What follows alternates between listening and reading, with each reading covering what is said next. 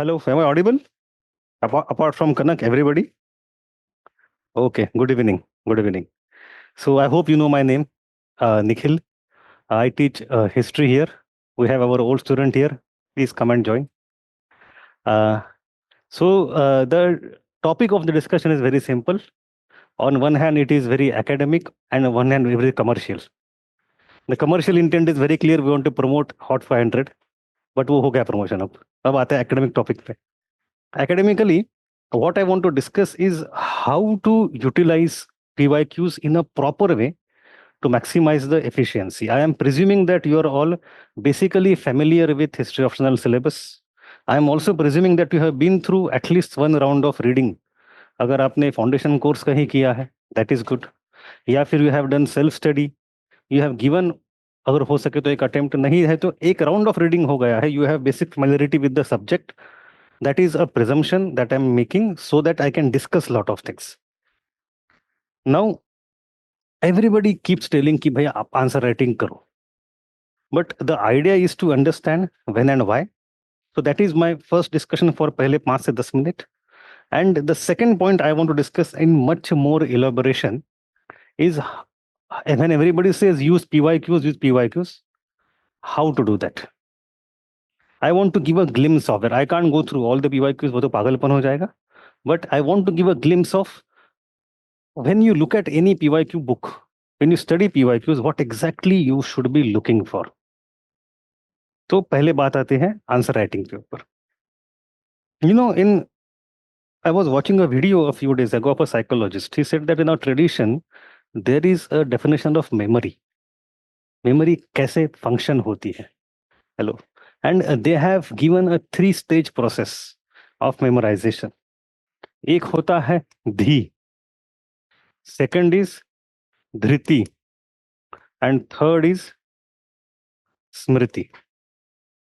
Dhi, dhriti, and I'm just trying to use some Sanskrit things for this normal things. Dhi matlab you understand something.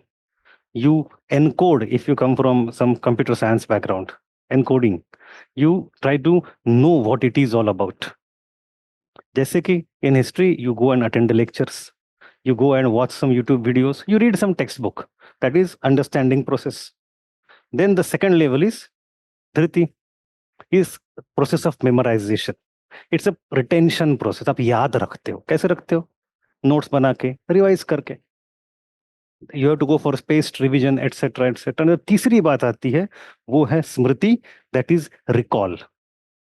And what is recall? When you start writing answer, at that time you should be able to recall कि मुझे लिखना क्या है इसमें. When you are able to recall that thing at that point of time in the exam hall with the pen under tension in those 8 to 9 minutes, then the process is complete. तो अगर मैं इसको अपनी भाषा में change कर दूं, it's very simple. It means classes and books. Dhriti means you have to revise. And यहाँ पे है answer writing practice. Now this is a very typical linear process. पहले समझो, याद रखो और लिखो. So it is very easy, but if I have to be very honest, it is not that linear. The overall experience of many years has informed every teacher in this field that it is not a linear process, it is a circular process. It doesn't go only like this, it goes backward also, all the time. So my first answer is to the question, when to start writing answers, and that is as soon as possible. मैंने अपनी जिंदगी में किया हुआ है. I finished my inter optional course आज से 12 साल पहले, 13 साल पहले, and then I started answer writing, and then I wasted my entire year. Next year I had to do lot of things. मुझे लगा मुझे पता ही नहीं है क्या है. So I would request all of you कि आप तैयारी के किसी भी मोड पे हो, it does not matter, start writing answers. Why? Because of 3-4 things. एक तो you start developing the art very slowly. If you have no social science background, it becomes little bit difficult to, मतलब initial trouble होता है वो, to be comfortable with uncertainty, to be comfortable with subjectivity. एक ही सवाल के 4 answers कैसे हो सकते हैं? जैसे कि एग्जांपल मैथ्स में हमारे क्या होता था, सेकंड ईयर में M3 होता था subject. So whichever technique you use, whichever process you use, whichever method you use, ultimately if you arrive at the right answer, वो सही है, doesn't matter. Exactly उल्टा है social science में. There is no सही answer. And you can have multiple different methods that may lead to multiple different conclusions. They can still all be equally. If you have different conclusions, you can still be right. तो एक जो sense of comfort होता है answer writing के साथ when it is in subjective domain, I am not saying it is completely subjective, it is not. some issues which are core, some facts which are core, they will come handy always and always, कोई doubt ही नहीं है, but that doesn't define entire answer. You have to bring in some individuality. तो वो थोड़ा सा comfort with subjectivity is one thing that comes only with practice. इसलिए generally हम answer writing रट के नहीं जाते. दूसरी बात ये है is that to get that comfort, to develop that sense of art, it takes time. It is a skill, not knowledge. आप रात भर जग के फॉर्मूले याद करके 4 फैक्ट्स रट के एक्ट्स याद करके सुबह एग्जाम दे सकते हो. रात भर जग के आंसर राइटिंग नहीं कर सकते सुबह के लिए. It is the art form or it is a craft that evolves over time, over months. So it requires a very dispersed, spaced out, continuous repetition, bar for marginal improvement every time. इसलिए भी आपको जितने जल्दी हो सके उतने जल्दी शुरू करना है. That is second thing. तीसरी और जो कोई बताता नहीं है, जो बहुत इंपॉर्टेंट चीज है, वो ये है कि when you read something, why do you think it is important? When you underline something, why do you underline कि ये फैक्ट बड़ी अच्छी है, नोट्स में मैं इस चीज को उतार लूं, ये बात इंपॉर्टेंट थी. ये sense of importance of anything in your lecture, anything in your notes और books, how do we define that कि ये जरूरत क्यों है? It is based on PYQs. But अगर आपने पीओ को देखे ही नहीं है, उनको इंटरनलाइज किया ही नहीं है, and then you will go with underlining कि तुम्हें जो लगता है इंपॉर्टेंट वो इंपॉर्टेंट है. सो आपका जो कॉम्प्रिहेंशन है that is limited based on your subjective understanding, not on based on exams requirement. जब आप सवाल कई बार देखते हो and then you look at the question, then you look at the textbook और लेक्चर, तो you are able to assimilate those things which are required for the exam. I give an example. मैं 2013 की बात है, answer लिख रहा था सवाल का किसी का, एंशिएंट इंडिया में. I give that example again and again, Upinder Singh पढ़ के. इट्स अ फैबुलस बुक, मैंने कम से कम 20 बार पढ़ी है. बट मैंने उसके सेक्शन लिया था उस समय.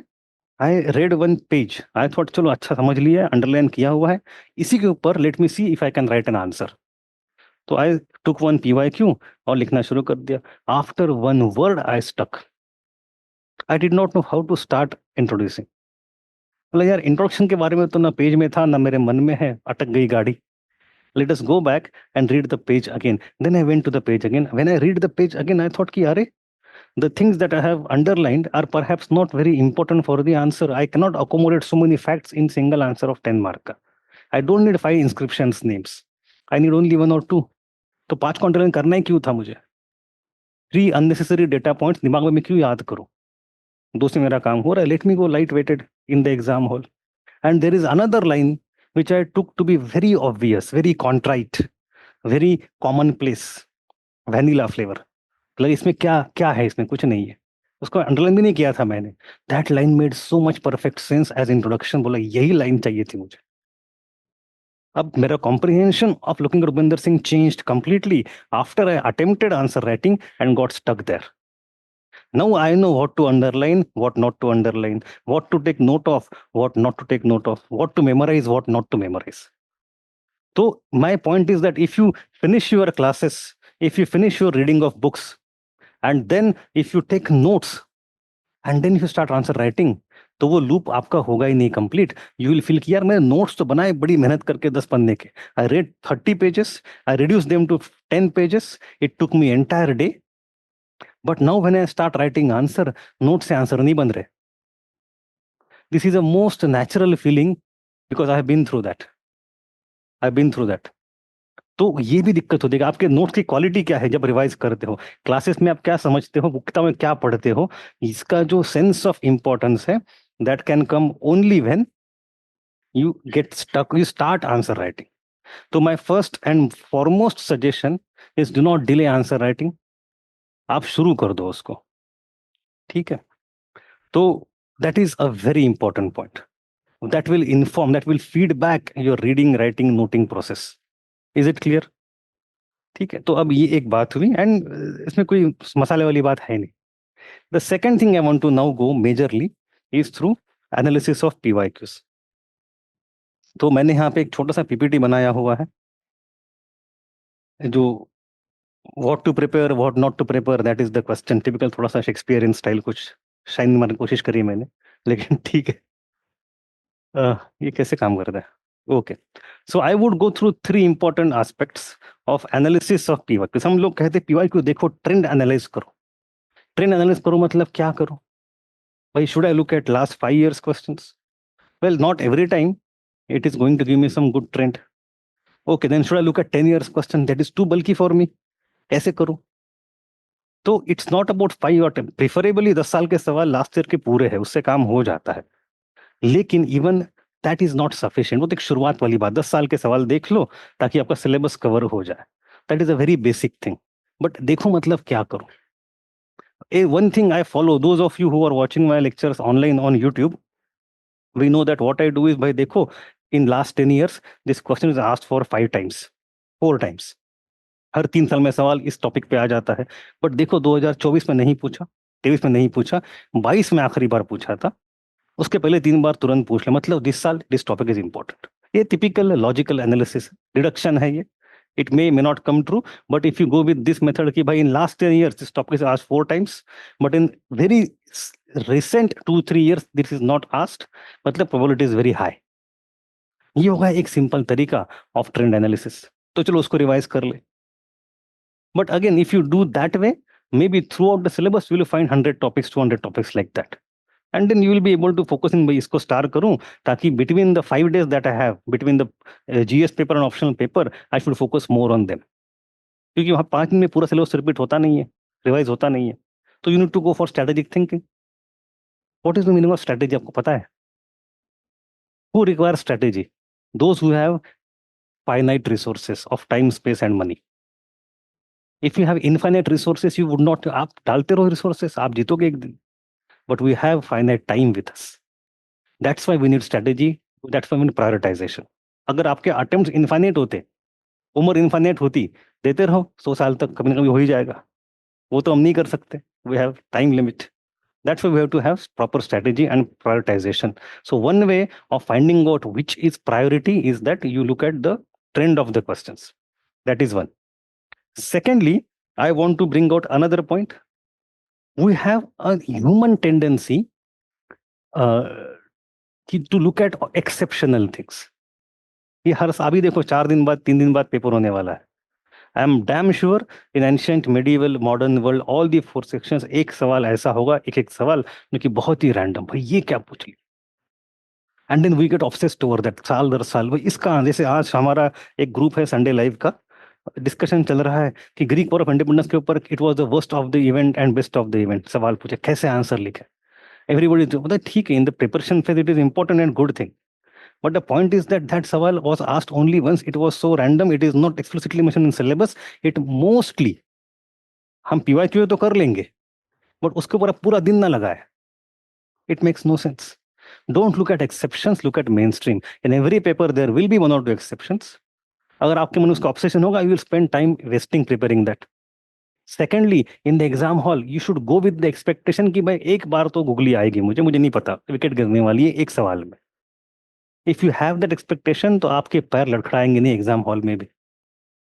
And most importantly, we should, जैसे पूरा सफेद पर्दा है, एक काला धब्बा है, आपका अटेंशन जाता है काला धब्बे पे, पर्दा भूल जाते हो, बट पर्दा सफिशिएंट है आपके पास एग्जाम क्लियर करने के लिए. You have enough normal questions to clear the exam. It is there the PYQs come handy. Especially in history optional, almost 70 to 80% questions every year get repeated. I am making that statement with a very much sincerity and seriousness. 70 to 80% questions get repeated, but not directly, not openly. उनके कुछ ना कुछ अवतार आते रहते हैं. So if you have understood the PYQs very well, you will be able to decode कि इसको कहना क्या चाहता है. So that is another point. When you study PYQs, firstly, focus on 5 to 10 years. In that, focus on questions asked multiple times but not recently. That is one takeaway. Secondly, don't get obsessed over the exceptions. ये अपने, it's a part of our personality. कुछ लोगों की ज्यादा होती है कि भाई ये सवाल क्या था बताओ. एक सवाल आया था इन case of Narayan Guru and subaltern movement. अब रिलीजन के अंदर सबल्टन मूवमेंट यूपीएससी ने आज तक ना पूछी, उसके पहले ना बाद। विल डू दैट क्वेश्चन, वो अलग बात है। बट पॉइंट इज दैट अब उसको लेके बैठोगे कि then you want to ensure कि इस तरह के जो कोई सवाल आए मैं सारे कर लूंगा, then come and here teacher बन जाओ मेरे साथ। वो आपको तो नहीं करना, ठीक है। So now let me go to third thing. दो चीजें तो हो गई, अब तीसरी बात यहाँ पे I have come with three: relative proportion, important issues का identification, and patterns of questions. I have copied some questions from our text, our PYQ book, to indicate you how to go through PYQs. क्या उससे से हम derive करें। तो पहली बात तो है relative proportion. Take this topic of Mughal economy. If you put all the questions on Mughal empire's economy of late medieval, early modern, जैसे define करना चाहो, these are all the questions asked in last so many years. जब से पूछे हैं पिछले 20 25 30 साल से, 1984 से इतने ही सवाल पूछे। Now, if you have studied history syllabus of medieval India, we know naturally that the most important part of Mughal economy is agriculture. India was primarily agrarian. The 1950s and 60s का book जो लिखा है इरफान हबीब साहब ने, The Agrarian Systems of Mughal India, which is a very important book that set the tone for everything. It is based on agrarian structure. You have bureaucracy. Based on bureaucracy, you have zamindari. तो सारे features वहीं से निकल के आते हैं। So, from the proportion of revenue, which perhaps 90% revenue of Mughal Empire came from agriculture, 90% Indians were perhaps involved in agriculture. And main features of Mughal states also derive from agricultural taxation. अगर ये सारी तीनों चीजें हैं, and history में भी इरफान हबीब साहब की तरह बड़े बड़े कद्दावर लोग हैं जिन्होंने एग्रीकल्चर को इतना इंपॉर्टेंस दिया है, तो when we study Satish Chandra, when we study any book, when we study IGNOU, हम फोकस करते हैं भाई मुगल अग्रेरियन स्ट्रक्चर पढ़ के जाएंगे, टैक्सेशन पढ़ के जाएंगे। पढ़े, बिल्कुल पढ़े, सवाल आते। But look at the overall proportion of questions UPSC has been asking in Mughal economy, and that is quite revealing. You have 1 2 3 4 5 6 questions from agriculture and craft production collectively, of which one is from Deccan. Okay, 5 questions है Mughal agriculture system के and rural economy के, and you have 1 2 3 4 5 6 7 8 questions that come from trade and commerce of Mughal empire. अब आपने सोचा था कि Mughal empire का external internal, primarily external, एक दो सवाल इंटरनल वाले भी है, हमें ट्रेड एंड कॉमर्स पढ़ना है। Had you given a thought? सोचा था आपने? सच में मतलब बताओ, दिल पे हाथ रख के बताओ, आपने ऐसे पढ़ा है कि नहीं पढ़ा है? हेलो ठीक, Haris. So my point is that now if I know that more questions have been asked 2022 2019, so we have old questions, new questions on Mughal trade and commerce. When I say Mughal trade and commerce, what do I mean? There is a term in our syllabus called trade revolution. Trade revolution that is in 17th century, which is the peak of Mughal empire. All the European companies are coming. अब ये देखो, हम पढ़ते हैं European companies modern India में, Dutch and French are coming, etc., etc. British are coming, and they start to trade from India. There is a lot of silver and gold coming into India, and lots of craft and commodities going outside India. ये हम modern में पढ़ते हैं.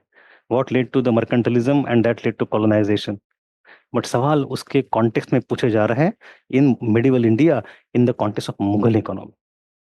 So we have to go and understand the trade revolution का पूरा concept, कि नील स्टिनगार्ड ने क्या कहा था और बाकी ओम प्रकाश क्या कह रहे हैं वगैरह, केन चौधरी क्या कह रहे हैं. We have 3-4 people, a typical debate of trade. No, because proportion of questions is very high. European trade 5 सवाल पूछे.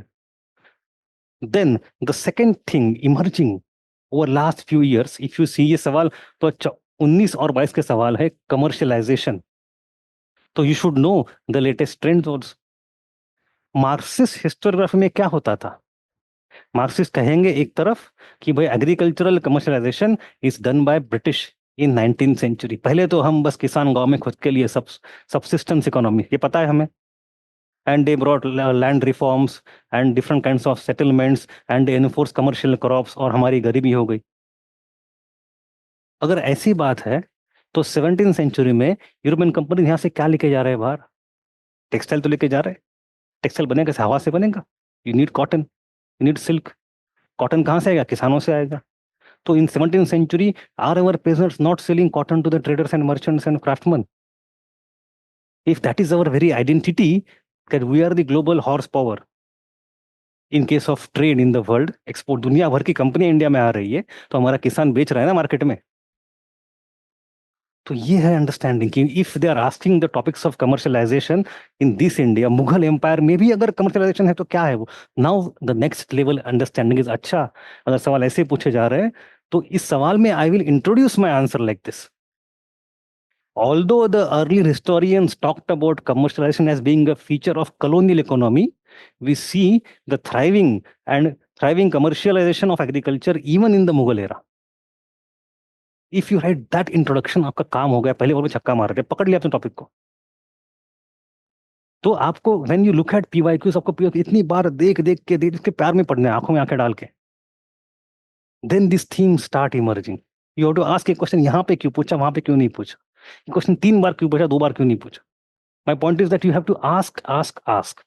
The document, the PYQ start speaking to you. ठीक है. अब the second point I want to make is that agriculture के 5-6 सवाल है, economy के अब इसमें और एक बात है, मुगल एम्पायर. ना मुगल एम्पायर के बारे में एक नई ट्रेंड हम देखते हैं in history. We have one major theme, that theme is called as periodisation, right? हम इसको पढ़ते हैं, how the periods are created in history. We have prehistory, we have proto history, then we have ancient, we have early medieval, modern, and post independent, right? A lot of questions are asked from that concept of periods only. Did the arrival of Islam, arrival of Mughals, arrival of Turks rather, lead to decline or upsurge? ये question किसके बारे में? Should we call the arrival of Turks as medieval और not? ये तो सवाल है. When you discuss early middle concept, we discuss the very nature, was there India में feudalism or not? हम सारे सवाल ऐसे करते हैं. 18th सेंचुरी में आप जाते हो, is 18th century dark age और नॉट? सिमिलरली एक नई कॉन्सेप्ट अभी पिछले 20-15 साल से चल रही है एकेडमिया में, वो है that before modern India and after the late medieval, what we have here is early modern. That is around 1500 to 1800. If we call that as early modern, यहाँ पे आएगा Mughal empire. Then can we call Mughal Empire early modern or medieval? So if you want to call it early modern, क्योंकि दुनिया भर में चल रहा है, in Europe we have absolutist state emerging, Louis XIV, etc. So उसका parallel India में भी है. अगर आप वैसे देखते हो, then you start seeing, अच्छा, they're asking commercialization, trade, these are the features of early modernity even before India got conquered. समझ में आ रहा है कुछ? तो नॉट ओनली दैट एग्रीकल्चर के साथ साथ ट्रेड कॉमर्स भी इंपॉर्टेंट है. वो क्यों इंपॉर्टेंट है? Perhaps of trade revolution, perhaps of commercialization, and if I put both of them together, I have a label for that, early modernity. ये जो सवाल पूछा था उन्होंने यूनिटी वाला, the trade and commerce of the Mughal Empire brought about the integration of Indian subcontinent into single market. Comment, ये तो बात अंग्रेज कहते थे. We have unified India commercially, economically, administratively, politically. तो क्या मुगलों ने किया था पहले से? Right. So we have to start asking questions. ये सवाल वहां पे ऐसे पूछा है और यहाँ पे ऐसे पूछा, ये क्या बात हुई? ठीक है. So my first takeaway here is that in the end then we have topics of urbanisation is depend on trade and commerce only. So that if ideally I should put these 3 questions also in the bracket of trade and commerce. तो agriculture तो मेरे लिए, I know historically 90% Indians at that time were agriculturalists. 90% state income came from agriculture taxation, and most of the features of great Mughal state derive from agriculture taxation, land settlement. Yet question wise trade, commerce, urbanisation are more numerous statistically. तो मैं उसको तवज्जो दूंगा पढ़ते समय. क्या मेरे note sufficient है उसके लिए? That is the point. So how do you use PYQs to feed into your backwards कि मेरे टीचर ने पूरा पढ़ाया था क्या, मेरे किताब में सारा कंटेंट है क्या, क्या मेरे नोट सफिशिएंट है क्या? If they are, it is good. हमें ज्यादा 10 किताबें नहीं पढ़नी है, उसके लिए हमें एक पन्ना चाहिए, 1 extra page, that's all. But वो पेज चाहिए. We should not be surprised by such a question कि व्हाट इज ट्रेड रिवॉल्यूशन, पूछा है 4 बार पहले. ठीक है, that is first. So are you able to understand? I have brought some themes like that just to open up कि कैसे PYQ हम analyse करेंगे. ओके, आपका नाम क्या है? जीवक. क्या बात है, डॉक्टर हो आप? क्यों? ये तो वेरी फेमस फिजिशियन जीवक. जैसे पुराणों में नारद मुनि होते थे ना, हर जगह घूमते रहते थे, जहां जो कुछ नारद बैठे वहां पे जाके. ऐसे जीवक होता था बुद्धिस्ट एरा में. He was a great doctor, physician. And कोई भी जगह जाओ आप, कोई कोई भी महाजन पद हो, वहां की कोई राजा की घटना घट रही है तो वहां पे जीवक प्रेजेंट होगा, फ्रॉम तक्षशिला से लेके बंगाल तक. तो Jivaka was a physician travelling entire Uttarapatha all the time and treating every king and every saint, Buddha से लेके महावीर तक. सही बात है ना? Anyway, let's come to the second thing. The second thing is you have Mughal culture more frequently asked than Mughal economy. अब look at, हाँ, this is my another takeaway. Look at the questions. Mughal culture के सवाल कितने इतने पूछे, point Mughal economy के 1 2 3 और कुछ 6 और 15, टोटल समझो मैक्सिमम 15 से 20 सवाल पूछे. 15 के आसपास सवाल पूछे और मुगल इकोनॉमी मैक्सिमम 15-18 सवाल. If you come to Mughal culture, at least 50% more times, 1.5 गुना ज्यादा सवाल पूछे गए हैं on the art and culture of Mughal empire. आप पढ़ते हो इतना उसको? We have one pager note on Mughal painting and we have one pager note on Indo-Islamic architecture. हमारा मुगल कल्चर हो गया. यही तो होता है, right? That comes at the end of the chapter. But UPSC तो प्रोपोर्शन कुछ अलग पूरा था. मतलब यूपीएससी का इंटरेस्ट कहीं और है. UPSC is much more interested in, you have composite culture की concept including 2023. You have Mughal architecture 4 सवाल, उसमें भी स्पेसिफिक फोकस ऑन शाहजहां. ठीक है, एक्सेप्ट फॉर परहैप्स वन, नहीं एक्सेप्ट नहीं, लगभग सारे ही सवाल Shahjahan Shahjahan Shahjahan and some other random open question. तो you have to study not only features of Mughal empire, features of Shahjahan vis a vis features of Akbar. तुलना करो अकबर एंड शाहजहां के आर्किटेक्चरल स्टाइल्स की. And then you come to Mughal painting. उसके अंदर भी you have 4 sub themes. One sub theme is features. देखो, brief writing note on it. Typical 4-5 चीजें लिख के आओगे. एसपी वर्मा को कोट करोगे आप, और किसको करोगे? Then you have Jahangir's contribution. So you should know the specific features of Jahangir's era. कम से कम 5 features, 2-4 painters, and why it is so important vis-a-vis other Mughal paintings. The third theme that you have is European contact. In case of Mughal Empire, 3 जगह आता है European contact, 4 जगह. European travellers, what they write about Mughals. Secondly, how much was the impact of European trade companies जो हमने देखा अभी, trade revolution. Thirdly, impact of European science vis-a-vis Indian science. Why were Mughals not able to develop science and tech? बाकी सब जगह उन्होंने चट्टाने हासिल कर दी, एकदम ऊंचाई हासिल कर दी. वन थिंग जहां पे कंप्लीट ब्लैक होल है मुगलों का, development of science. Exactly at that time पूरा यूरोप आगे जा रहा है, हम कुछ नहीं कर रहे. तो वो क्वेश्चन यूपीएससी ने कई बार पूछा है कि why in the early modern India is not doing anything. क्या हमारा एक्सपोजर था? अगर यूरोपियन आदमी आ रहा है, वो मैं सिखा रहा है, ब्लड सर्कुलेशन होता है, हम क्यों नहीं सीख रहे? So science वाला third, European contact. And fourth example European contact in the case of paintings. और वो दोनों तरफ है, यूरोपियंस हमसे क्या सीखे, हम उनसे क्या सीखे. So you have that third thing. Examine the European impact on Mughal paintings 2019. What features of European paintings were incorporated in the Mughal miniature painting 2023? वही सवाल पूछ लिया उन्होंने. 10 markers, 15. And then you have interpretation. Paintings per se are not important. Painters per se are not important. Patterns per se are not important. But the subject matter of painting, to what extent it can be used to understand history of that era. जो उपिंदर सिंह की नया addition आया है, and देखा है आपने green colour का, तो उसमें if you read the sources वाला chapter, she has added a new sub section, sources of history में, visual arts. You can use paintings and sculptures and architecture etc. not only as उस जमाने की technology जानो वगैरह, but society भी जानो. तो विजुअल आर्ट्स इज बकायदा. अगर यहाँ से आगे पे सवाल पूछते सोर्सेस ऑफ एंशिएंट इंडिया बताओ, सोर्सेस ऑफ आर्कियोलॉजिकल नेचर बताओ, you have to add one paragraph और पॉइंट इन विजुअल आर्ट्स. वही तो पूरा कोशिश है उनका भी. Here, same questions 2011, 2017. Mughal paintings reflect the contemporary socio-political condition. So use Mughal paintings to recreate the other aspects of history. Interpretative questions. So I need to have 4 examples. 2-4 paintings के.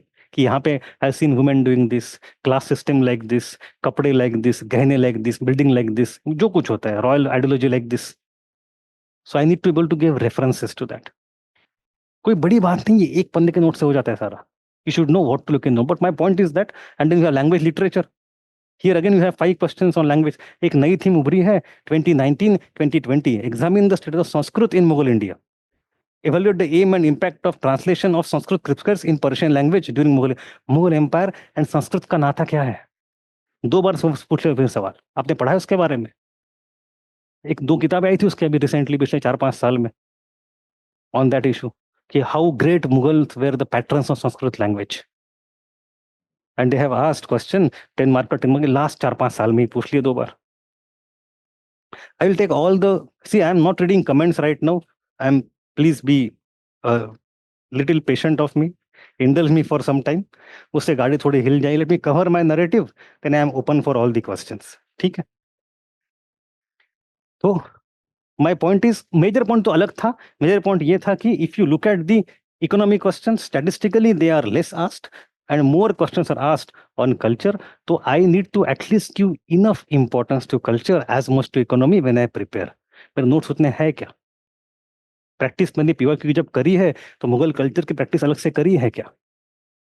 That is how you should have your thought process going on when you look at the PYQs. आज तुम्हें जवाब नहीं, अब घबरा नहीं रहा हूं मैं आपको मेरे भाई, ऐसे चेहरे मत करो.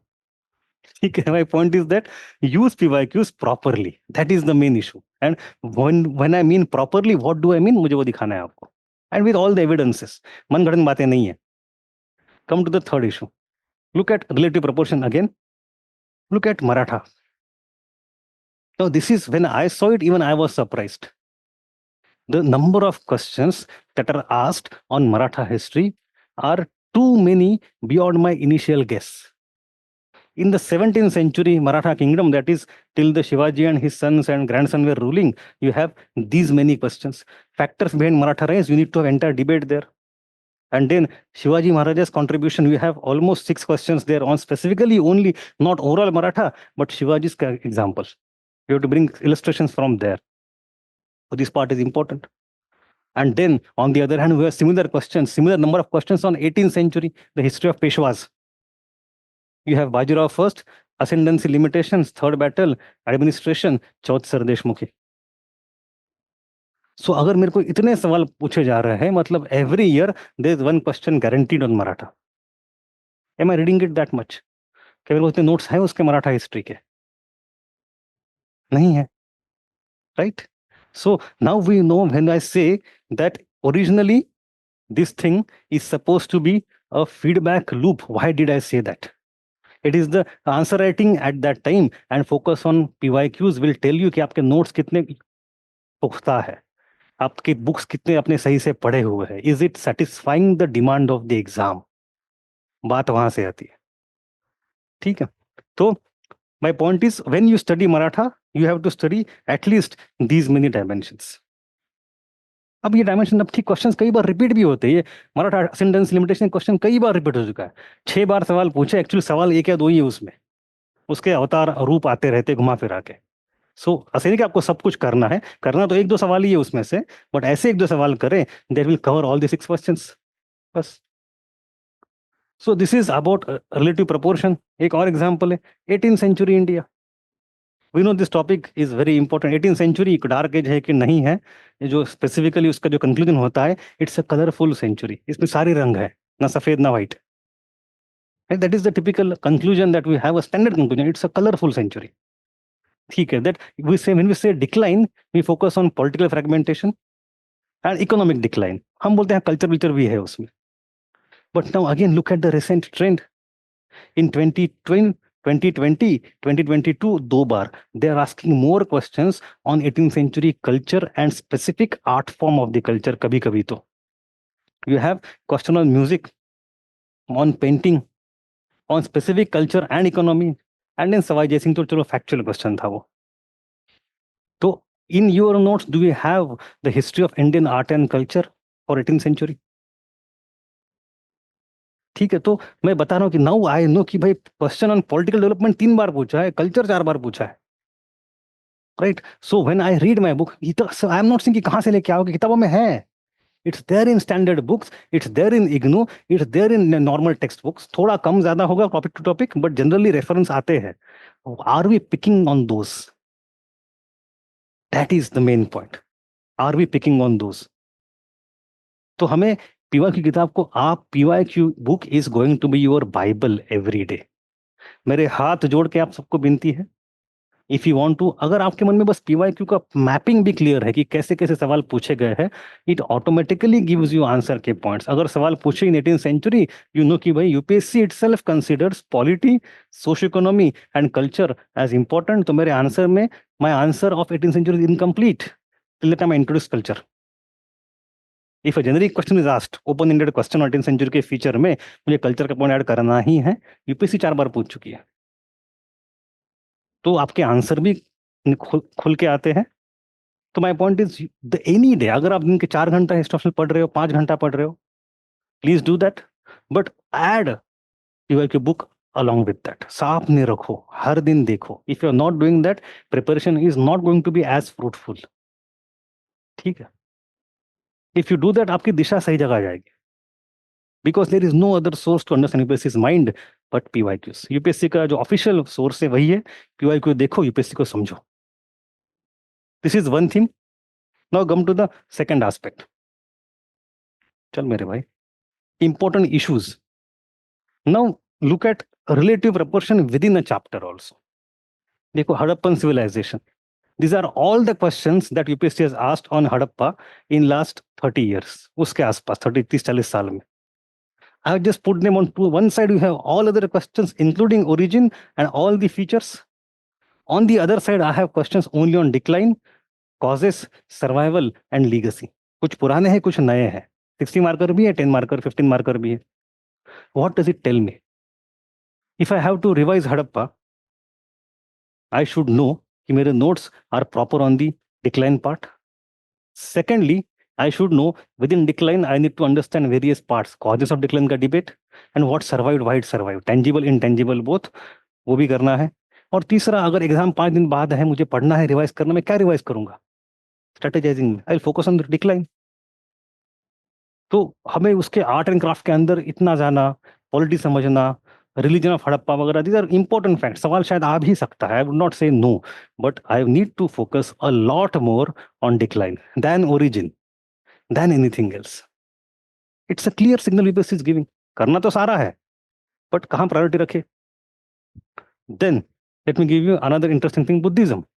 This is a major take away that I would have for all of you. The way we study history for prelims and for optional, और जीएस एंड ऑप्शनल क्या फर्क है? This is the main pointer. हम GS में जो Buddhism पढ़ते हैं, we study all the philosophy including पतित संपादा पढ़ते हैं, तिलखना पढ़ते हैं, वी हैव, मतलब उनकी पूरी जीवनी पढ़ लेते हैं। We go to all the facts, all the stories. Optional को नहीं चाहिए।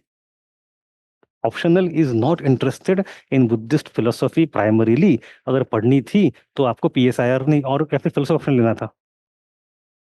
यहाँ पे पूछे क्या सवाल है? Look at, see, there are only 2 questions that are asked, literally only 2।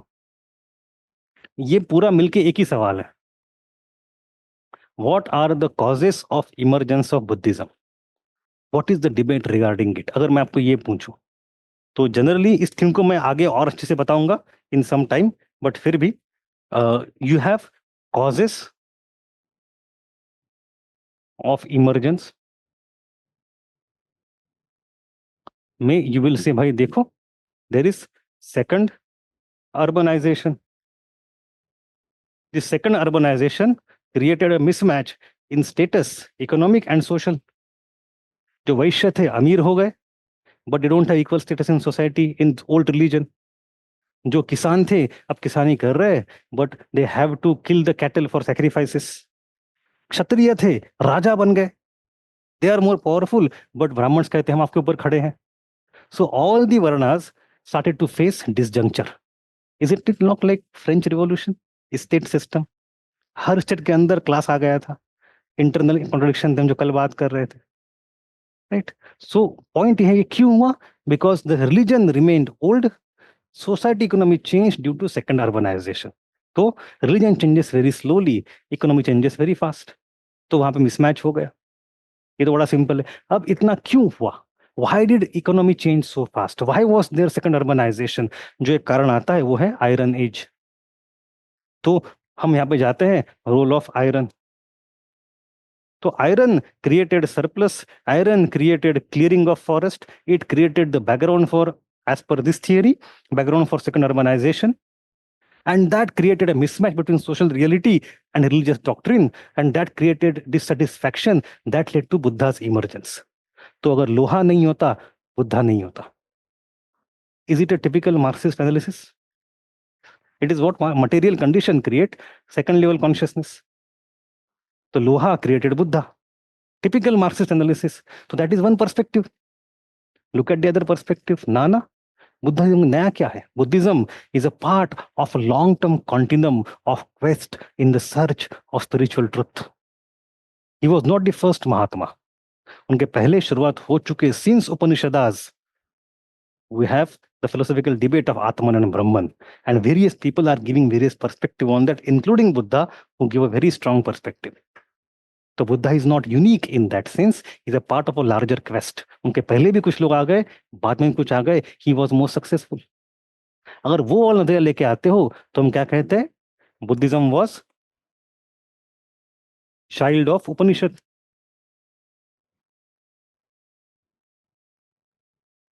सो यहां पे history is more intellectual than material. Intellectual history की बात है, कौन से थॉट्स पुराने हैं, उसमें क्या तब्दीली आ गई, बस इतना ही डिबेट है, खत्म.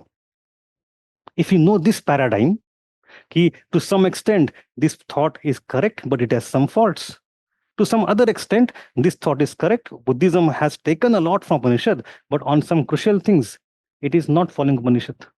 तो थोड़ा ये सही है, थोड़ा वो सही है, खत्म. जैसे कि आत्मन ब्रह्मन में बुद्धा कहेगा there is nothing permanent, impermanence, there is no Brahman that way. Atman नहीं है, अनत्ता, अन आत्मन, सो देयर इज नो आत्मन. तो आत्मन ब्रह्मन के डिबेट में Buddha would take a radical stance. तो यहाँ पे he is not a child of Upanishad on that single regard. तो sociologically and doctrinally also he is little different. Some things continue, some things don't. Same thing goes for iron debate. अगर ये framework मुझे clear है तो आप मुझे बताओ, ये सारे सवाल एक ही है.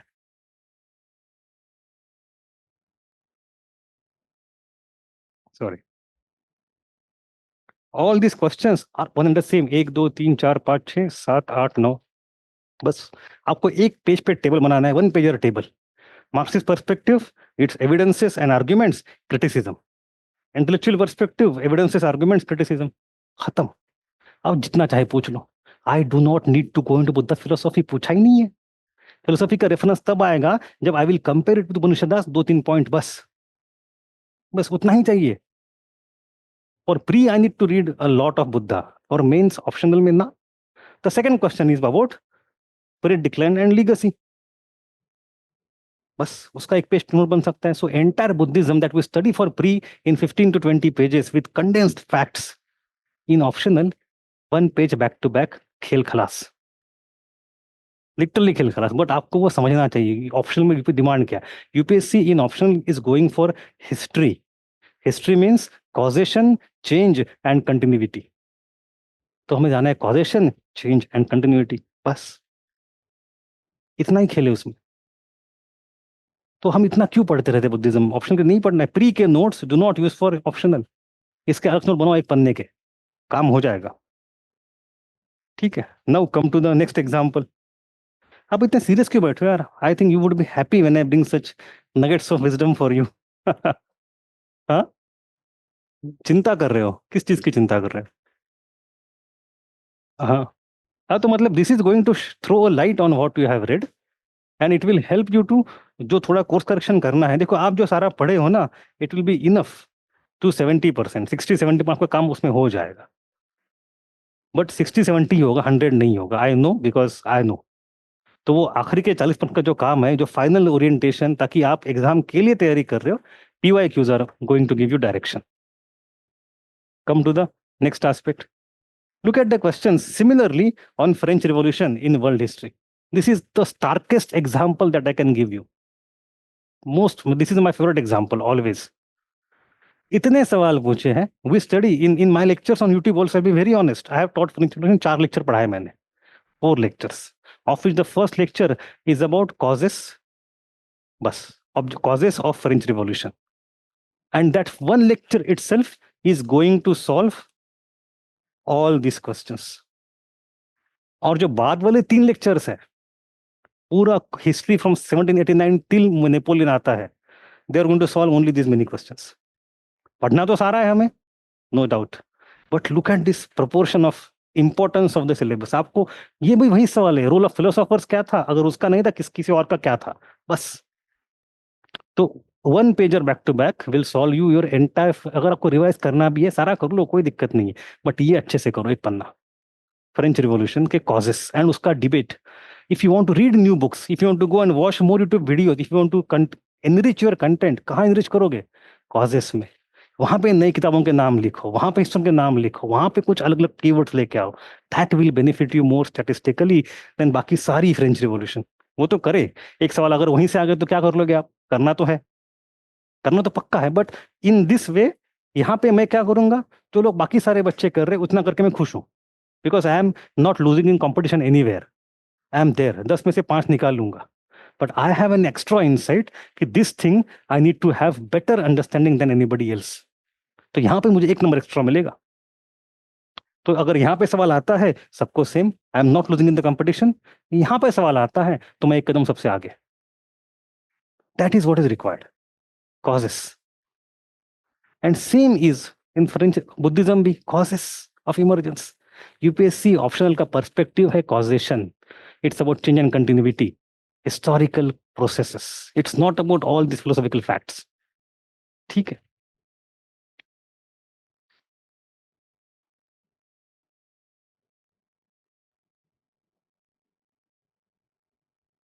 Let me give you one more example. Napoleon. Again, Napoleon we study in. अरे यार, please wait for some time. Prashant, iPad, Aditya, शुभ्रनील. Let me cover these few points. थोड़ा एक flow भी हो जाए इंसान का. I'll come back to you and address each and every doubt. कोई डाउट छोड़ूंगा नहीं. आप बोर हो जाओगे, मैं बोर नहीं होऊंगा. Don't worry. ठीक है, but let me finish this. ठीक है. So when we study Napoleon, there are only 3 questions of Napoleon. और कुछ पूछा ही नहीं. We study Napoleon first coalition, second coalition, third coalition, ये वॉर, वो वॉर, ये ट्रीटी, ऑस्टरलीज, एमियन, जेना, क्या नहीं, पिरामिड्स, वो सब कुछ नहीं चाहिए. Basically the 3 basic questions.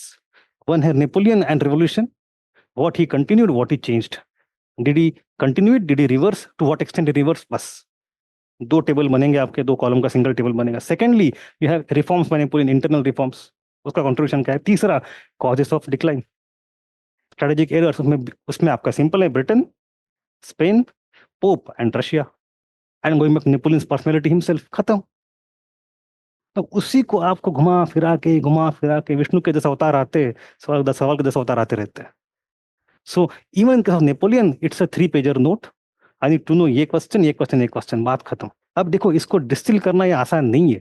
जब जिसमें क्वेश्चन लिखे हुए हैं उसके पीछे 10 साल की साधना है. It is not easy for you to decode all these things automatically. It takes time. मैं खुद एज ए स्टूडेंट नहीं कर पाया था, एज ए टीचर कर पा रहा हूँ. The point is that it takes time. I understand. तो ये जो मैंने फोटोग्राफ रखे हैं, they are taken from ebook, जो PDF है, जो हमने वेबसाइट पे अपलोड करके रखी है, टेलीग्राम पे भी है. You can download the book and you can use it. मतलब it's as good as any other PYQ question bank. इसमें कुछ नया क्वेश्चन नहीं है. Only thing is that I have categorised it in a different manner so as to make the analysis very intuitive and logical and automatic. ठीक है. तो in the syllabus you will not see these headings, revolution, internal reforms and failure. ये heading मैंने add कर दी उसमें, ताकि आपको themes समझ में आए. थीम्स में कैटेगराइज करके रखा हुआ है, काम थोड़ा सा हल्का सा आसान हो जाता है. That's all. But again, यहाँ पे you have only 3 questions, not many. Come to the next part. Look at revolutions. When we study revolution, Chinese revolution, study entire civil war, and the rise of communist party in China. Exam, सब कुछ पढ़ते हैं कि 49 तक क्या क्या हुआ. But in revolutions, you have causes, significance, the role of Mao Zedong, and then role of USA, especially in the last phase, after 45, after World War II. And then significance वाला question with respect to Russia. So when I study Chinese Revolution, do I focus on Mao Zedong's personality, his thought process, his strategy, his ideology, his decisions? आपके जो notes होंगे Chinese revolution के, उसमें क्या माओ के बारे में एक पेज है? अगर है तो सही है, नहीं है तो दिक्कत है. But you should be able to write answer only on Mao by giving references from. So question here is primarily not on revolution, it's for Mao with the help of revolution. Same thing you will see getting reflected in Russian Revolution. You have role of Lenin, 4 बार पूछा है, Stalin 2 बार पूछा है. तो you have causes, significance and personalities. उतना ही है. Causes, significance and personalities. And Lenin and Stalin.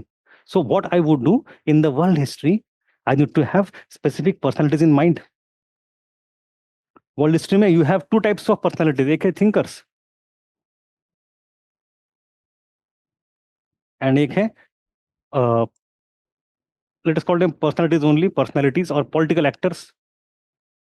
And world history में उसके ऊपर सवाल आते हैं. Thinkers like Kant, Rousseau etcetera. And in case of personalities what do we have? You have Washington, you have Cavour, you have Bismarck, you have Ho Chi Minh, Mao, Lenin, Stalin, Simon Bolivar, etc., etc. इनको सवाल आते हैं. So we should have clarity that world history is something little special. There are a lot of questions on personalities and ideas. तो हमें notes उस तरह थोड़े से क्राफ्ट करने चाहिए हमारे, that will help. नोट्स में होता है you have work on Cavour. Cavour का होगा आपके पास Italian unification में, no doubt about it. But that will be embedded inside the process of Italian unification. तो फिर आपको हर बार पूरा पढ़ के उसको समझना पड़ेगा कावूर के 4 पॉइंट्स कौन से थे. The better thing is that you have extracted, distilled 4 to 5 points on Cavour and put it separately in your notes ताकि उतना रिवाइज करे काम हो जाए. Lenin would be there automatically, but when you talk of Lenin's role in Russian Revolution, you have to write in a specific manner, not chronological manner. तो वो क्या role था? What decisions Lenin specifically took at what juncture and why were those decisions important? बात वहां पे आती है. ठीक है. So this is the second point, that we have to focus on causes, consequences and personalities. Then we come to next part, patterns of questions. अब ये font को कुछ गड़बड़ हो गया, लेकिन ठीक है. Look at this thing. On the left hand side जो हम परसों बात कर रहे थे, 3 questions from American history. The first question is, the American Revolution was essentially an economic conflict between American capitalism and British mercantilism. Examine. So this question is about the causes of American Revolution. और पूछ रहे हैं इसमें role of economy क्या है. कभी कभी ये भी पूछा है, was it the, कल क्या था, blundering population, the blundering steps taken by George III, or was it the politicians का था, rambling politicians. There was some phrase that was used कि was it the American politicians who were doing that. So इसके लिए जिम्मेदार कौन है? Is it the roller coaster of reader? हाँ, yes. तो lack of on the part of George III or the American leaders or economy. सवाल ये पूछ रहा है आपको, मार्क्सिस्ट एनालिसिस क्या है? डू यू अग्री कि अगर ये लीडर नहीं होते तो फिर भी क्रांति होती? अगर आप अग्री करते तो आप मार्क्सिस्ट हो. Then you would go mercantilism versus capitalism. The other question would be role of American leaders. उसमें भाई उल्टा पूछा है आपको, सवाल तो वही है. Then you go to the next question. Interestingly, you have what were the factors that worked in the drafting of American Constitution? Do you agree with the Beard's view that Constitution being an economic document?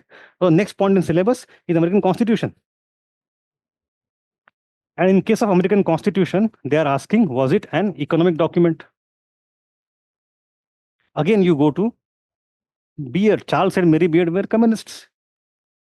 तो वही Marxist angle लेके आए दोबारा. World history Marxist बड़ा important है अपने लिए. And look at the third question. Third question is saying, in American Civil War, the victory of the North had many consequences, direct and indirect. तो ये question अगर मैं सिंपली रखूं तो was American Civil War a capitalist revolution? Discuss. तो again you have American Civil War and was it a capitalist revolution? तो अगर ये 3 सवाल मैं देखूं कि American revolution, American constitution, American civil war, what is the role of economy, what is the role of capitalism, यही पूछा है बार बार. Arguments will remain largely similar. The examples, the facts will change as per the era. तो मुझे on the spot answer को drafting करना is not difficult. पहली बात तो आपको क्वेश्चन को डिकोड करना आना चाहिए, एक्सपेक्टेशन डिमांड क्या है। तो डिकोड अगर कर लिया ऐसे तो फिर आपका फ्रेमवर्क क्लियर है, material causes non material causes, बस। And then facts will change as per the question. बस गाड़ी यहाँ पे नहीं रुकती। Now you go to rest of world history. You had the philosophers and thinkers may have laid the foundation of the French Revolution, but it was precipitated by social and economic reasons. Explain. Again, economy versus person, structure versus personality. Marxist question. Ideas important है कि economy important है? वही question पूछा America में, वही पूछा France में। Look at the next question. Was German unification achieved more by coal and iron than blood and iron? When we say blood and iron, it is Bismarck's policy. Coal and iron means industrial revolution. मतलब वही economic structure versus individual person, वही सवाल पूछ लिया। World history बड़ी आसान है, एक ही सवाल बार बार बार बार पूछे जा रहे हैं। एग्जांपल चेंज करो भाई, कुछ नहीं है। It's very easy if you decode the question in proper sense. Look at new imperialism was nationalistic, not an economic phenomenon, critically examine. तो even case of new imperial nationalistic है, is it a political philosophy और is it economic necessity? तो Lenin कहता है imperialism is the highest form of capitalism.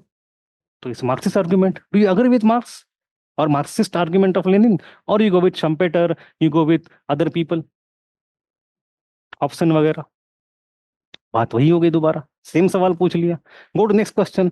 The perpetuation of the economic malaise was the main cause of the political instability of Europe during the next 2 decades. Explain.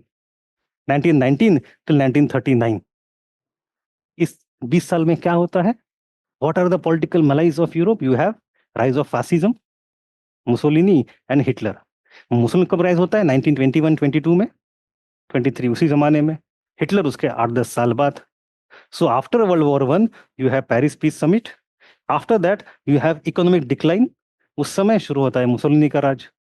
9-10 साल बाद you have great depression 1929। तुरंत Hitler कोशिश शुरू से कर रहा था, it is after great depression people accepted him. तो पूछ क्या रहे कि in the rise of fascism was it the economic failure of Europe और was it those personalities and their politics and ideologies? वही सवाल है, कुछ बदला नहीं है। Next question you have, by 1980s communist system in Soviet Union was incapable of carrying वगैरह वगैरह। तो जब यूएसएसआर का फॉल्ट होता है, वो गिर जाता है, डिसॉल्व हो जाता है, डिसइंटीग्रेट हो जाता है, is it because of the long term economic reasons और गोरबाचोव का strategic mistake? Same question. So Gorbachev हो, हिटलर हो, न्यू इंपीरियलिज्म हो, बिस्मार्क हो, फ्रेंच रिवॉल्यूशन हो, American revolution, American constitution, American civil war, all this questions to me are one and the same question. एक basic सूत्र है, धागा है, do you agree with historic materialism और नॉट? बस उतना थोड़ा सा पढ़ लो कॉजेशन थियोरेटिकली, सब जगह चिपकाओ जाके। And you use this words historic, मतलब पढ़ने वाला भाई इसने थियरी पकड़ ली, कुछ नहीं किया था मैंने actually. I'll give some more examples. Look at history of other papers. Trace the rise of Magadhan Empire. Discuss the factors that contributed to its success.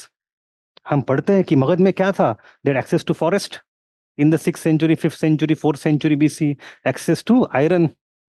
तो फॉरेस्ट, आयरन, उनके कैपिटल के चारों तरफ नदियां थी या पर्वत थे। They had access to fertile land, agricultural income, commercial toll because of the river and वगैरह सारे क्या चीजें हैं?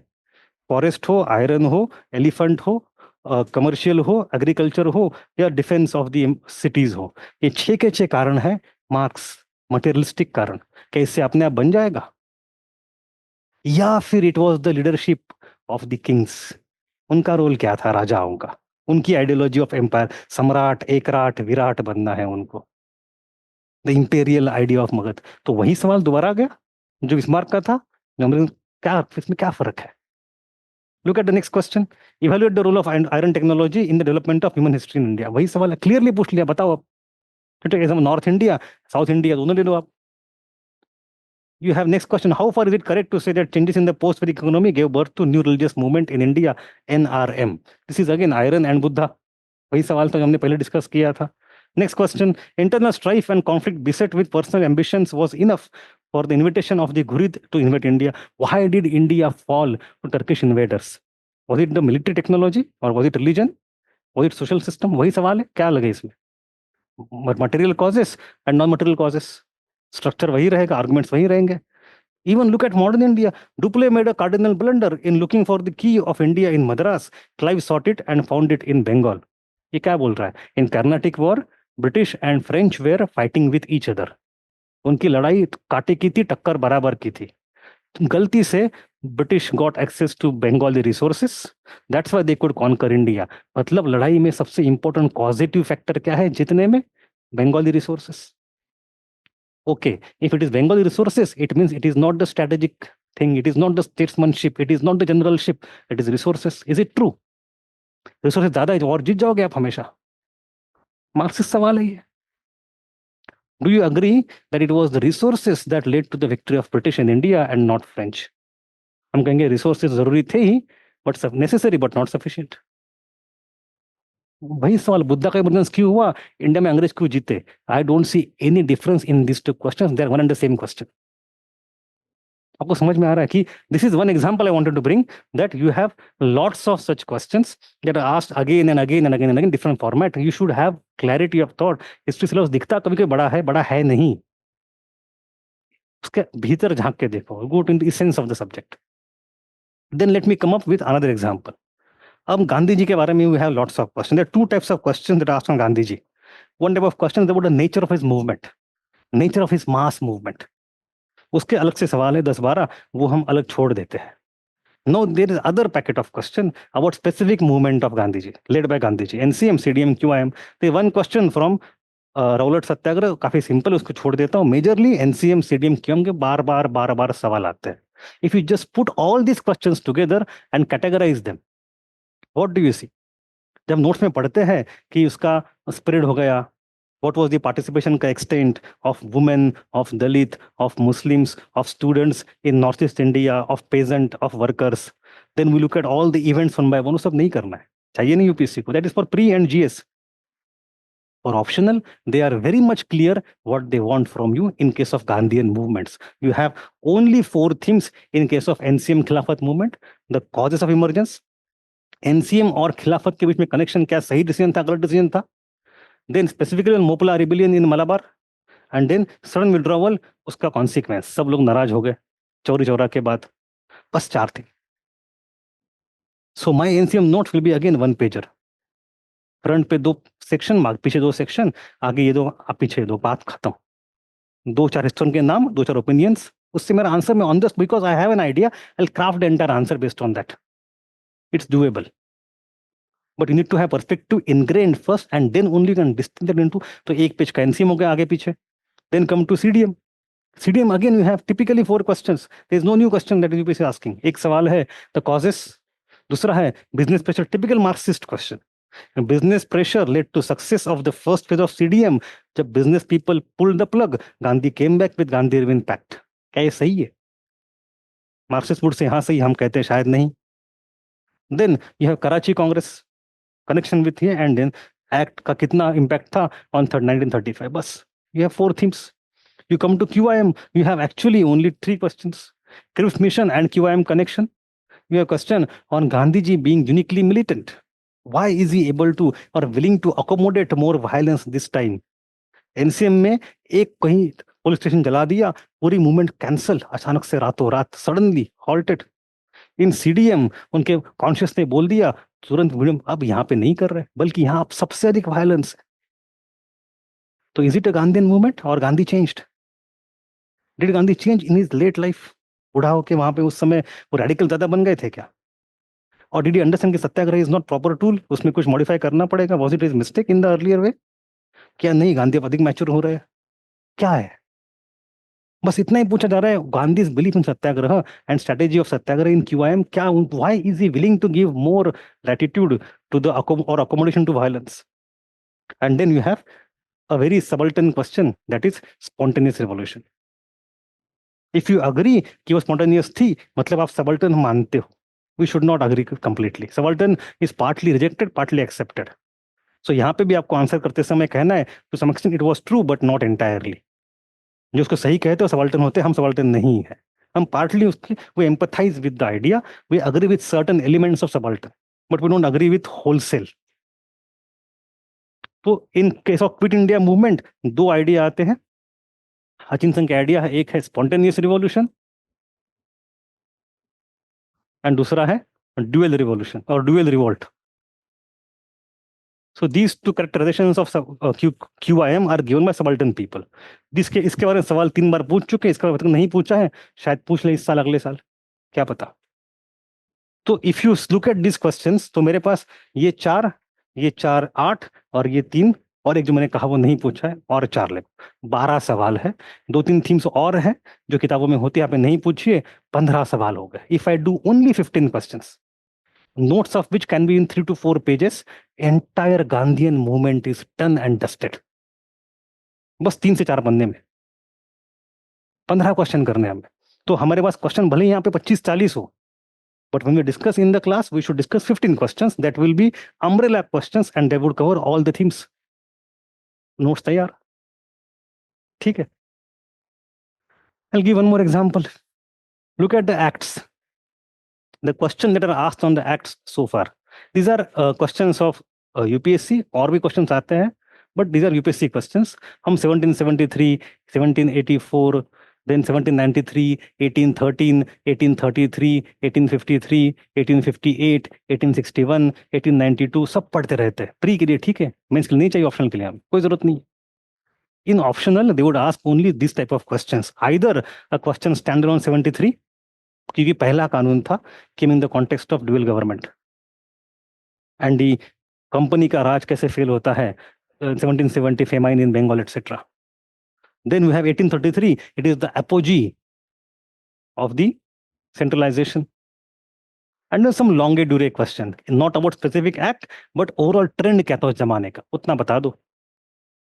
तो पूरे याद एक्ट याद ना भी हो, 2 पॉइंट से काम चल जाता है। यहाँ पे कॉज पता हो, 2 मेजर पॉइंट बताओ, क्यों पूरा रटना है। मैं I remember my first attempt, मैं ग्रोवर एंड ग्रोवर लेके, it's a very beautiful book, I had made 2-2 पन्ने के नोट्स ऑन एवरी एक्ट, कितने सीट्स थे, कितने शेयर होल्डर्स का अलाउड था, मैं सब नंबर रट रहा था, मैं पागल था उस जमाने।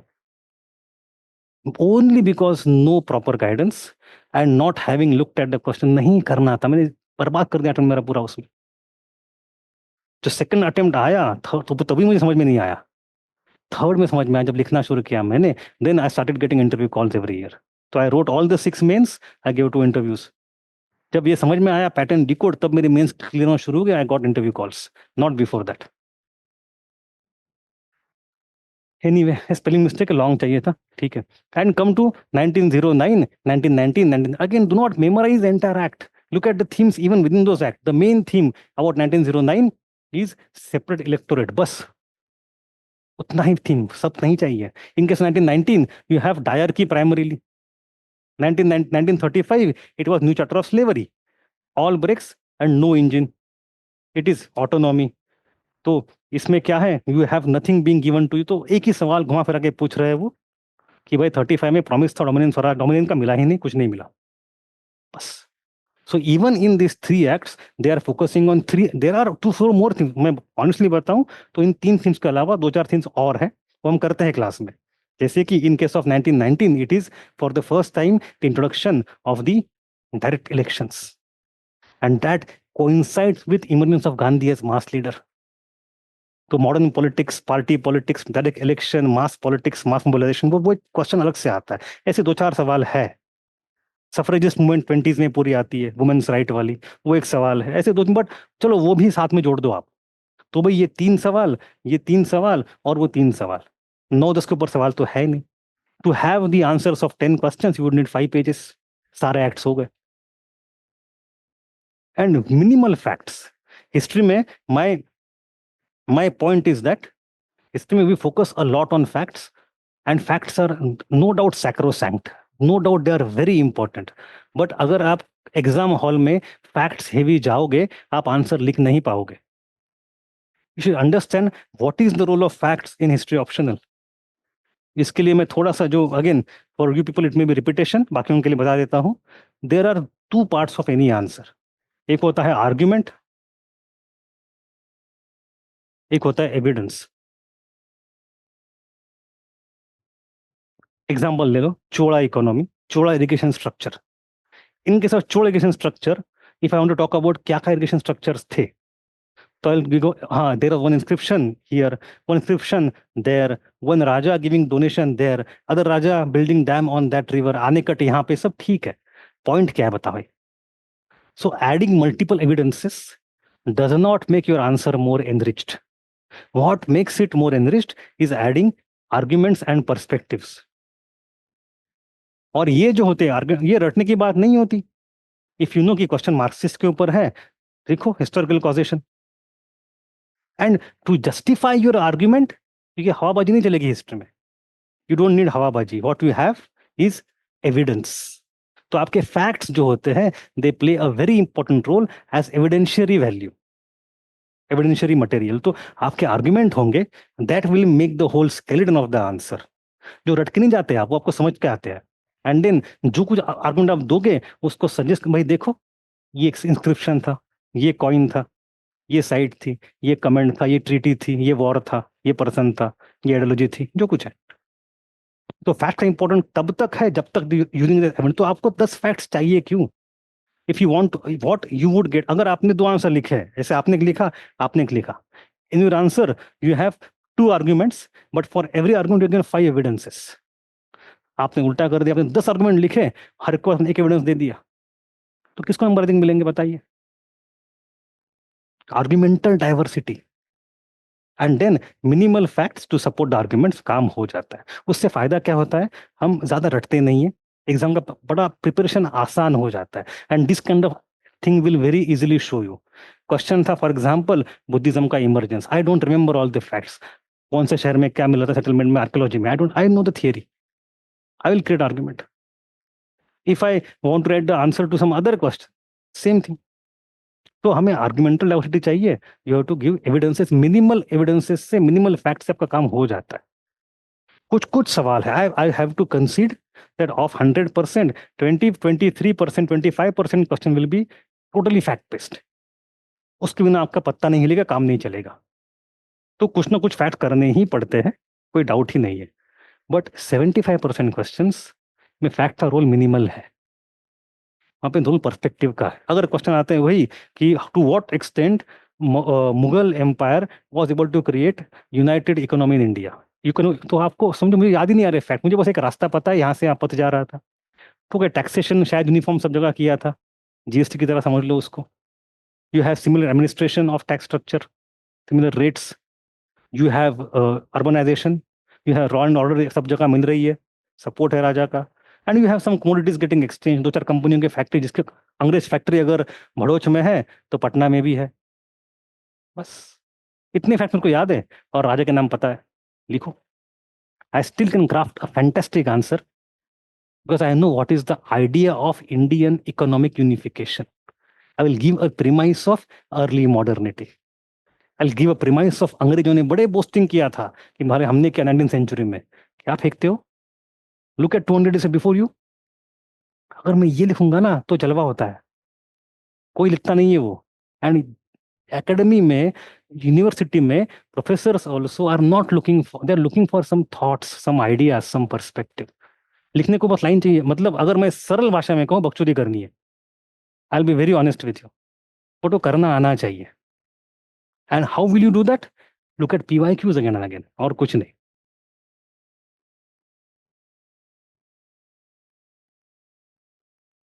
और कुछ है क्या यहाँ पे? सो ठीक है, history repeats itself, so does the UPSC. That is the main, we should know what to look for it. So this was the very basic presentation that I had prepared. अब आगे आप सवाल पूछें। Hot 500 के बारे में तो चलो प्रचार कर, थोड़ा प्रचार कर लो 1 मिनट के लिए। सो course is starting on 7th of October. Hot 500 history optional through 500 questions. In that course we'll have class lectures. Around 70 lectures are, उसका पूरा स्केड्यूल पब्लिक में हमने अपलोड किया है अपने वेबसाइट पे। वहाँ पे हफ्ते के 4 से 5 दिन क्लास होगा। हर क्लास में विल टेक वन थीम, जैसे कि अगर मैं मॉडर्न पढ़ा रहा हूँ तो यही थीम लेके चलते हैं। For example the theme of Indian acts, so one lecture is enough to cover all the acts. 8 सवाल मैं क्लास में करूंगा, 2-3 सवाल आपको घर पे दे दूंगा. So we'll have live answer writing in the class. You know the topic beforehand, कल क्या पढ़ने वाले हैं, तैयारी करके आ जाइए. We'll write 4 or 5 answers in the class. I'll discuss all the answers. I'll give you historiography. I'll give you some model answers also. And after 2.5 hours, I will give you some homeworks also. तो हर class में हम ऐसे 8 से 10 सवाल cover करेंगे. In some cases thematically, in some cases topically, जैसे हड़प्पा है, वैदिक है वगैरह. But collectively minimum 500. I know it will go to 650 600 easily, but minimum 500 questions का प्रॉमिस है. Will be covered. It will contain all the PYQ themes, all the major PYQs and some additional themes which UPSC has not asked so far. And then there will be 8 tests also. हमने 6 अलग section बनाए. Generally क्या होता है, हमारे ancient, medieval, modern, world sections होते हैं. हमने उसको थोड़ा सा चेंज करके ancient, early medieval, modern, sorry medieval, modern, post independence and world, तो 6 सेक्शन बनाए हैं. So will have 6 sectional tests and then 2 full length test. तो 8 टेस्ट भी होंगे. तो सब मिलकर हमने वहाँ पे 100 सवाल हो जाते हैं आपके. क्लास में 500-600 सवाल हो जाते हैं. सो इन 3.5 months you will be covering almost all the questions with updated. जैसे मेरी, अगर if you know me beforehand, I like to generally talk about a lot of latest books. अभी नई किताब आई है, गोल्डन रोड बाय विलियम डार्लिंपल. आपने पढ़ी वो? You should. अब पढ़ो मत, मैं बता दूंगा आपको कभी वीडियो बना के. पर वो किताब में इतनी मुझे अच्छी चीजें मिली, कुछ कुछ जो अपने एग्जाम के इस साल काम किया. I will see 5 questions. एक क्वेश्चन आता है Indo Roman trade. The second question is about Kushan, cosmopolitanism. उसमें यू हैव 2 सब थीम्स. एक है गांधार आर्ट. गांधार में यूपीएससी ने सवाल पूछा था हमें कि is it, what was the impact of Greek and Roman on them. GS में पूछा था, गांधार आर्ट में, बुद्धा में. अब ये बात बता रहे हैं, ग्रीक का इम्पैक्ट मिनिमल था. आप भले कहो हेलेनिस्टिक कल्चर है, ग्रीक इम्पैक्ट है, इंडो ग्रीक राज, इंडो बैक्ट्रियन राज है, सब कुछ है, बट कहाँ पे गांधार आर्ट दिखती है ग्रीक era में? आपको मिनिमल दिखती है. ये जब कुषाण जब आते हैं, and Kushan when they start trading with the Roman empire, Roman journeyman came to India, it is more Roman and less Greek. अब सवाल पे से ही पूछिए कि गांधार आर्ट के features, if you add that a line there, as per the latest book of William Dalrymple in Golden Road, the impact of Greek on the emergence of Gandhar Buddha was minimal, while that of Rome was more due to the trade relationship of Kushan with Roman Empire. बस एक line जोड़नी है, हमें कुछ नहीं करना. तो point है कि आपका आंसर एक यहां से यहां चला जाता है, because you are bringing perspective. Similarly spread of Buddhism to China, जो सवाल यूपीएससी ने पूछ चुकी है, वहां पे क्या रोल था एग्जैक्टली कुषाण का, बाकियों का, बहुत ही उम्दा लिखा है उसमें. I give you 2-3 more things. Southeast Asia, lot of questions are asked in the past, not in recent past. 10 साल पहले सवाल पूछे, बहुत सारे पूछे हैं. इंडिया का impact on south east Asia, वो उसमें स्पेसिफिकली अंदर पल्लवा का इम्पैक्ट क्या है, चोल का इम्पैक्ट क्या है, गुप्ता का इम्पैक्ट क्या है, ओवरऑल क्या है. एंड हम आज से एग्जैक्टली 100 साल पहले किताब आई थी Hindu polity by R K Mukherjee. He talked about all this thing. अगर अंग्रेज इंडिया को कॉलोनाइज कर सकते हैं, तो हमने भी कभी किसी को किया था. हम थोड़ी कम मर्द है. तो so the argument was this, that we had influenced Southeast Asia. Southeast Asia is a part of Greater India, further India. It was a typical Orientalist Indological research. Greater India. अब कैसे किया भाई? अच्छा, क्या हमारे सोल्जर्स गए थे? Only one example, Chola empire ने भेजे थे हाथी आर्मी वहां पे लड़ने के लिए. But largely we don't have such examples. What we have is merchants and monks. तो it was not a colonization, it was cultural influence. And it was not put on them coercively. ये तो soft power थी, hard power थोड़ी थी. आज की भाषा में कहे तो. अच्छा, तो क्या उन्होंने हमें कॉपी किया पूरा? Where they passive recipients? No no, they were active participants. हमने जो दिया उन्हें चुन चुन के लिया, जैसे हमने किया अंग्रेजों के साथ. We learn westernity and modernity in our own way, as per our own requirement. We had some agency.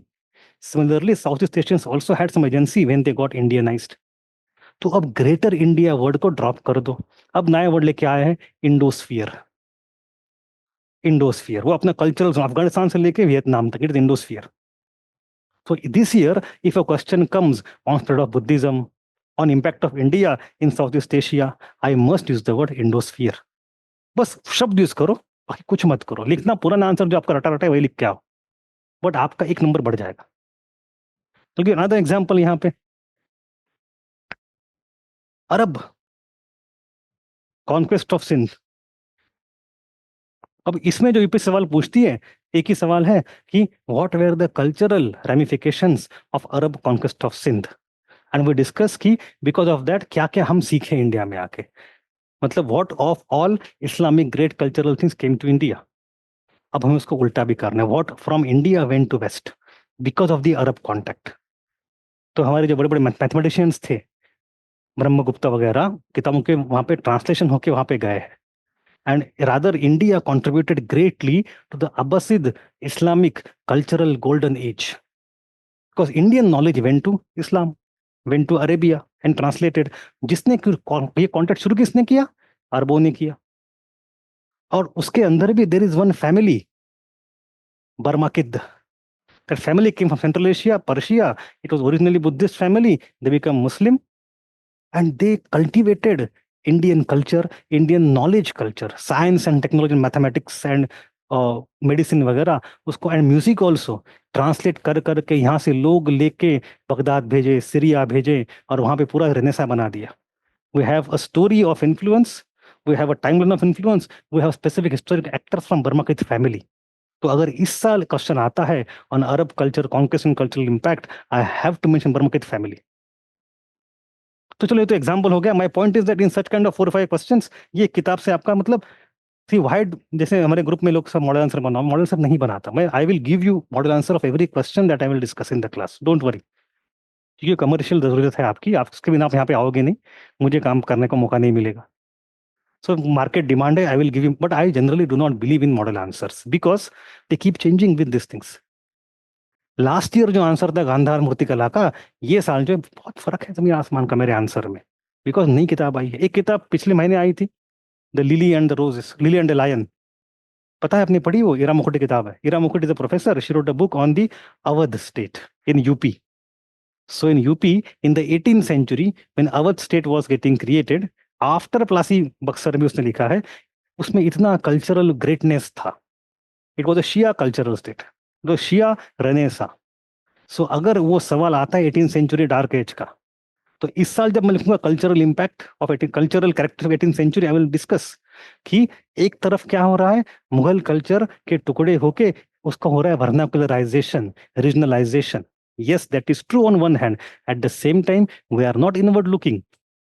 There is a cosmopolitan perspective also. Look at Lucknow of 18th century.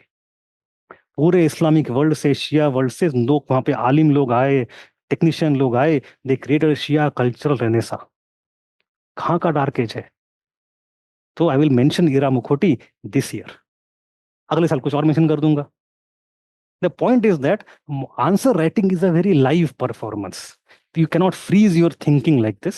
So I will give you all the model answers, but my major thrust will be to make you write different, एक ही सवाल के 4 intro, 2 intro, 3 different type के structures, अलग किस्म के conclusions, दिमाग की खिड़कियां खोलना जिसको कहते हैं, that we have to do in the class. ठीक, एनीवे, तो 70 लेक्चर, 500 सवाल, 8 test, syllabus coverage only if you have covered the syllabus once. मेरा प्रचार खत्म हो गया, अब आते हैं क्वेश्चंस के ऊपर। I will start from the beginning. Sir syllabus is not completed, watching world history classes, ठीक है। Bhargav, watch the classes, good evening. So since the syllabus was changed in 2013, so will it be wise choice to go through 30 years PYQs? Because in our level up PYQ book, you have covered questions from 1980s. Chandan, it's a very good question. देखो, पुराने questions इतने काम के नहीं हैं, yet they are useful for 2 things. In the old questions before 13, you will see they are 60 markers sometimes. अब तो इतने बड़े सवाल पूछते नहीं है, you have 2 pages, 3 pages maximum. But still they point out the consistent themes. एक काम वो होता है। दूसरा, समटाइम्स यू विल सी कि पुराना क्वेश्चन 20 साल बाद लौट के आता है। और तीसरा, अगर आपको पता है कि लेटेस्ट सवाल का ट्रेंड चेंज हो रहा है, लुक एट द ईयर्स कि भाई 1990 के सवाल ऐसे थे, 2020 के ऐसे हैं, so you will be able to catch the trend and prepare as per the latest trend. The focus will remain on the recent question, no doubt, but the old question का रेफरेंस इसलिए जरूरी है, इसलिए कि नहीं कि आप सारे कर ले, बल्कि इसलिए कि you see the shifting trend. History के स्टूडेंट हो, हिस्ट्री के नॉलेज का इस्तेमाल करो। चेंज एंड कंटिन्यूटी को ट्रेस करो, देन यू विल सी कि अच्छा सवाल इस दिशा में जा रहे हैं आजकल, तो और कहाँ आगे जा सकते हैं. So you should be able to trace the trend. That is why I have put all the questions there. ठीक है सर, हिंदी में करो, सबको समझ आएगा. Gurdeep, I cannot, I will speak Hindi sometimes, but I am primarily preparing for English medium. तो थोड़ा थोड़ा हिंदी तो चलो, मेरी हिंदी मातृभाषा है नहीं, बट मैं थोड़ा बोल लेता हूँ.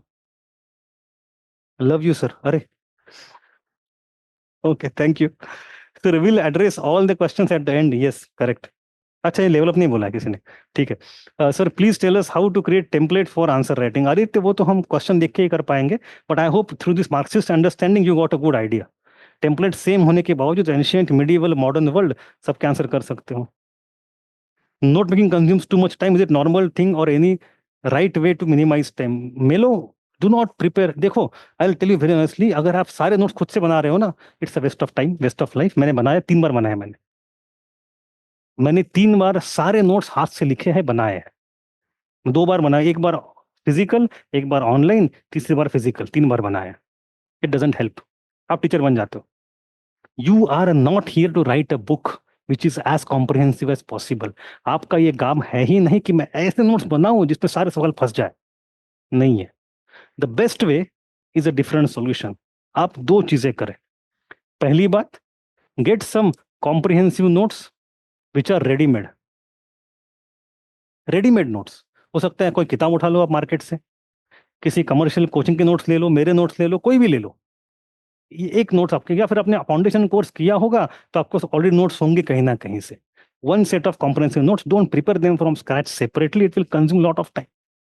This notes will actually not be completely comprehensive. Will be आपका उसमें 70-80% काम हो जाएगा, 20% नहीं होगा. बट वो 20% घबरा के आप सारे खुद से थोड़ा टाइम पास करोगे. As you go through PYQs again and again, you will find out the holes, the gaps in your notes. उतना सिर्फ उसमें जोड़ दो बाद में. ठीक है. So don't make comprehensive notes from the scratch. वो रेडीमेड उठा लो, ऊपर से वैल्यू ऐड कर लो उसमें, उसको इंप्रूव कर लो, उसको और कॉम्प्रिहेंसिव बना लो over time. What you are suppose to spend time on is second thing, that is synoptic notes. जो मैंने अभी इतना बखान गाया पूरा उसके बारे में, if two cover for example a summary of NCM, तो in the comprehensive notes NCM would be, let us से 15 पेजेस का. I can put those 15 pages into 2-page synopsis. That is what I should make. Mind maps हो, skeleton हो, synoptics हो, जैसे भी हो. So that first of all, when I go through this, ये मुझे खुद से बनाना है, because the process of making them makes me remember things. और secondly, look at this, I easily connect with इसमें 15 में क्या लिखा होगा, रिवीजन हो जाता है. अगर कुछ याद नहीं है तो खोल दूंगा, मैं पढ़ लूंगा वहां पे. So what I will have ultimately is about, if I how to quantify around 500 to 600 pages of each section, ancient, medieval, modern world. Comprehensive notes readymade मिल जाएंगे आपको. उसमें 50-70 पन्ने आपसे खुद से ऐड कर दोगे. Those will be comprehensive notes. आपका काम बस 50-70 पन्ने जोड़ना है. But I will have around 50 to 70 pages of synoptic notes. ये मेरे खुद के होने चाहिए. And if I don't recall everything from here, ये नोट्स पड़े हुए ही हैं. इन द एग्जाम ड्यूरेशन, आखिरी के 5 दिन में, you can read only 50 pages in 1 day. उससे ऊपर नहीं कर सकते. एक दिन एंशियंट, एक दिन मिडिवल, एक दिन मॉडर्न, एक दिन वर्ल्ड. 4 दिन में entire syllabus will be covered. तो एफर्ट कहाँ लगाए? सिनॉप्टिक नोट्स में. अगर आप बनाओगे यहाँ पे 600 इंटू 4, 2400 पन्ने के नोट्स, तो फिर आप फिर क्या कर रहे हो? इसमें 2 साल लग जाएंगे. कोई मतलब नहीं है उसका. समय, you have to do smart work. Strategy का मतलब है टाइम लिमिटेड. ठीक है जी. वो ठीक है. How to deal with map section, Samrat will have a different session, separate session of map अलग से. अभी मैप को छोड़ देते हैं. After this first section of hot 500 is done, world history, I have a few days off. उस समय हम मैप की किताब बना रहे हैं. I will finalise the book, maybe will print it and give it to you. ठीक है. बट उसके में 2 महीना रुकना पड़ेगा आपको. और if you want not to wait till that point of time, तो we will have a separate section on how to prepare for maps, ताकि स्ट्रेटेजी डिस्कस कर ले आप. ठीक है. बट अभी let us not mix up the things. Sir वाला PDF share कर दीजिए, on the website will find it, website में जाइए, वहाँ पे we have free resource section of history optional, developias.com, resources, history optional. I have all the PYQs there in text and PDF format both. Will this video be uploaded in the YouTube later on? Shubhranil, I have no idea. Sir, how to cover UGC NET JRF syllabus with history optional? Aditya, हम अलग से मिलते हैं. Let us focus on his UPSC, or if you want to talk about UGC NET JRF, let us meet separately. Sir, can you please tell how 500 will go? I think I discussed already. How to use historiography in the answer? वो तो हमारा काम ही है. When I discussed about this thing, it is historiography question बताता हूँ. There are about 50% questions, 40-50% questions which require historiography in the answer. Not all, 50%. तो आपको पहले तो समझ चाहिए कि कहाँ पे डालनी, कहाँ नहीं डालनी, और जहाँ डालनी वहां बस नाम नहीं लिखनी हो. हिस्टोरियोग्राफी का मतलब नेम्स ऑफ हिस्टोरियंस नहीं होते. Let me be very frank, very honest. Just putting names of historians does not make your answer historiographical. And there is a converse also true. Without using any historian's name, your answer still can be using historiography. क्योंकि उसका मतलब क्या है, historiography आपको debate बताना है, argument बताना है. Let us take the example of Gandhi mass movement only. Gandhi ji की मास मूवमेंट शुरू क्यों हुई? If you ask an imperialist historian, वो कहेगा भाई देखो, it is we who brought act of 1919 that brought direct elections, party politics. So people, the politicians had to go to the people to canvass to get the votes. उनके पास चारा क्या था? So we created the institutional structure to facilitate mass movement. तो अगर आप क्रांति करने के लिए हमारे खिलाफ लड़ रहे हो तो भी हमारी वजह से. That that was the British argument. Typical Cambridge School historian, British apologist argument. If you go to a Gandhian scholar, nationalist Gandhian scholar, he would say it is Gandhian satyagraha, Gandhian charisma, Gandhian leadership, his simplicity, his authenticity, his all the tools, the change in Congress structure in Nagpur session, etc., etc. तो ये गांधी को पूरा credit मिल जाएगा वहां पे. If you ask a Marxist historian, वो कहेगा ये क्या नौटंकी लगाई है आप लोगों ने? The real thing is in economy. The World War I led to a lot of dislocation of economy and exploitation. इतने हमें colonial empire ने चूस लिया, प्राइस राइज देखो, अनएम्प्लॉयमेंट देखो, लोग गुस्सा थे, looking for some opportunity, Gandhi बाबा सामने आ गए. वो नहीं भी आते फिर भी मास मूवमेंट शुरू होते, because economic condition was सीदिंग with resentment. ये होगा मार्क्सिस्ट आर्गुमेंट. गांधी को क्रेडिट क्यों देना चाहिए? No single person can decide the course of history. And then if you could subaltern, they would say भाई देखो ये क्या बात कर रहे हो आप? अगर एक आदमी कर सकता है तो लोग क्या पागल है? People have their own autonomy and own agency. Look, Gandhi बाबा जो कुछ मैसेज देना दे दे, people are considering the message in the way they want to consider. They are interpreter. They, उनके लिए गांधी बाबा नाम है, सिंबल है. Actually people are autonomous. So the credit doesn't go. जनता नहीं, जनता के पास जाओ, राजा के पास नहीं. राजा कलश से कारण हम कहने वाले तो कौटिल्यन चले गए. सो हो गए चार भी मेरे पास. मैंने किसी का नाम नहीं हिस्टोरियन का आज तक. I don't remember historian. I don't want to use Ranajit Guha, David Hardiman. नहीं करना मेरे को, याद नहीं कर सकता मैं, कोई बात नहीं. You should know the debate, right? तो हो गए आपकी historiography without using any historians name. That answer still be very well, very good. It's A1 answer, right? So historiography का मतलब गुरुदेव is not about historians name. नाम याद हो तो लिख दो, मैं आपको बतेरे नाम दे दूंगा, हर लेक्चर में दे दूंगा, मेरा काम ही है वो. But you should not get bogged down by names of historians. Perspective and analysis is the key to history optional. PYQ की बात हो गई. How to make template for history optional? Aditya, you can go see if any of you is lacking in any content. So we have started to put all our lectures on YouTube. पूरा foundation को, मेरी तो इच्छा है कि foundation course कहीं जाओ ही ना आप जिंदगी में आज किसके बाद, फिर में देखो बात खत्म करो. बिकॉज फाउंडेशन कोर्स में होता यह है, कई बार 6 महीने क्लास चलता है and we barely cover the syllabus. जो आपका पहला वाला ये पॉइंट है ना, धीरे धृति स्मृति, फाउंडेशन कोर्स टेक्स्ट करो, धीरे एंड धृति, स्मृति तक बात आती ही नहीं है. टीचर बोल बोले थक जाए, लिखो आंसर, लिखो आंसर, लिखो. आप लिख नहीं पाते हो, इतना ज्ञान बटोर रहे हो उस समय. तो जब कोर्स खत्म हो जाता है, अच्छा अब मैं क्या करूं, टीचर बड़ा बेकार था मेरा, यही तो होता है. So I don't want to enter that. बहुत साल से कर लिया. My simple point now is that you do from anywhere. Self study करना है तो वीडियो ऑनलाइन है, DU से आते हो तो कॉलेज में कर लिए हो, किताबें मिलती है, नोट्स मिलती है, कहीं और कर लो, कोई बात नहीं, करके फिर यहाँ पे आ जाओ. I will make you ready for exam. That is the whole idea. ठीक है. Good evening, sir. When I made heat map of ancient India PYQs while dividing it into two parts, like before 2013, after 2013, I got to know there are many topics which have been asked only and only before 13, and some even before 2000. IBC's decline, survival, etc. Is it right to do that? Should we focus on more questions? देखो, Maitri, some like legacy of IBC, industrial history, that is a ever new question. वो पहले ही पूछा था, आगे पूछा था, पूछने का तरीका चेंज हो जाता है. सो सम टॉपिक्स, हाँ एक बात बताऊं, इन 2000 एंड परहैप्स इन 2006 और 7 syllabus changed in UPSC. Change नहीं हुआ, कुछ चीजें काट के छोड़ दी उन्होंने, स्पेशली इन ऑप्शनल. तो there are some topics before 2006-7 जो कि सिलेबस से काट के छोड़ चुके हैं, अब नहीं आते. Yet I have put some of those questions to give you trend analysis, but our focus should be primary on latest question. 10 साल के क्वेश्चन तो प्राइमरी फोकस होना ही चाहिए. ठीक है. हाँ sir, I have a few questions. May I speak? Kanak type कर लो थोड़ा सा. Sir, I just completed your world history lecture. I wanted to know how to insert historiography in answers. So, Sahil, I discussed it just now. Sir Hindi medium से होगा क्या hot funded? नहीं, English medium में होगा. हिंदी में थोड़ी बात कर लेंगे, राष्ट्रभाषा है.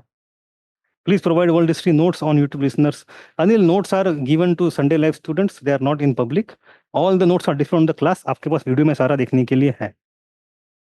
हिस्टोग्राफी की बात कर, अरे यार, lot of you are no. Histography के बारे में आपको सच में प्रॉब्लम्स होते हैं क्या? अब this not a very simple perspective historiography. इसमें ये किसी हिस्टोग्राफी में डिस्कस की बुद्ध का बर्थ हुआ, was it because of iron और Upanishad? This is historiographical debate. If you want talk of iron, mention R S Sharma कि भाई this is hardcore materialist communist army. If you want to talk about Upanishads, go to Radhakrishnan sahab. Doctor Radhakrishnan would talk about Buddha being influenced by Upanishads. तो R S Sharma versus Radhakrishnan हो गया debate. लिख दो, हो गई historiography. में क्या बड़ी बात है? Even if you don't know these names, as per Marxist, as per non Marxist, इतना लिख दो. You don't have to remember names of names. हो तो अच्छा है, ना हो तो कोई बिगड़ता नहीं है. That is my main. Clarity of concept should be there. So when does DAMP program is starting? Bhuvanesh, this year DAMP will not be starting. We have upgraded DAMP into Hot 500. So we'll focus on Hot 500 only. DAMP में we used to cover 160 questions. Here we'll cover 600 questions. So our focus में, so as a teacher I cannot run many programs. आपको dedicated अगर teacher available चाहिए तो आदमी एक ही काम कर सकता है. I will focus on Hot 500. Fees की बात आप ऑफिस में कर लो. Any PYQ model answer booklet by Level Up IS? If yes, see, Kartikeya, I will not prepare model answers for all the PYQs. I will prepare model answer of all the questions that we discuss in Hot 500, which will be mostly PYQs and mostly other questions also. ठीक है. हाँ, I have आपके पास कुछ सवाल पूछ रहा है, मैं इनको कहा इतने लोग बैठे यहाँ पे. ये जी, एंशियंट मिडिवल मॉडर्न तीनों हो गया. ठीक है.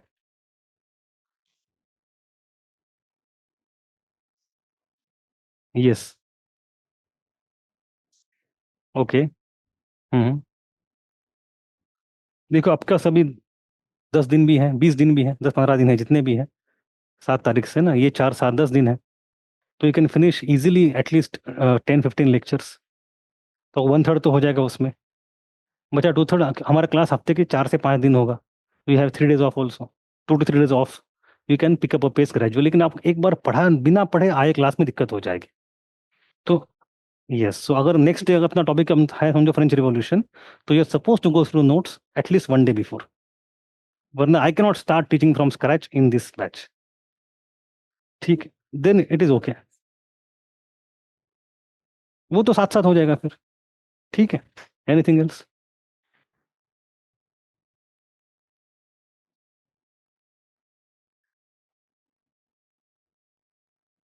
मैंने आपको बताया कि भाई गांधी के सवाल कितने हैं, देखो कितने क्वेश्चन पूछे, कम से कम 30-40 सवाल पूछे.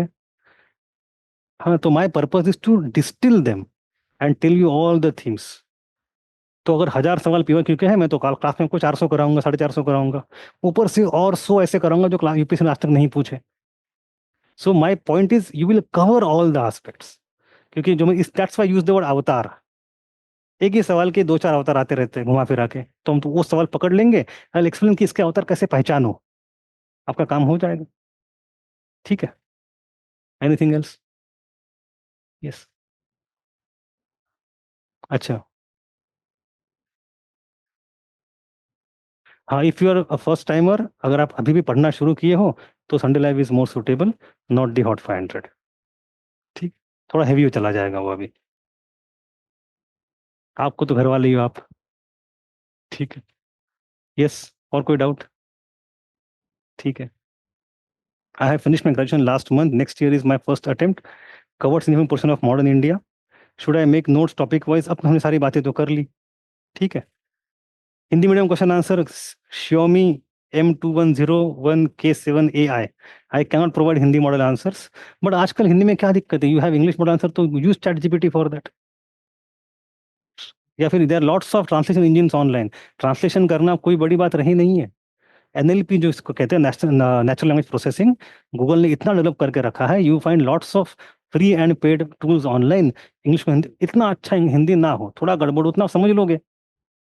बट वैसे I will not be providing Hindi answers, I will be focusing English answer primary.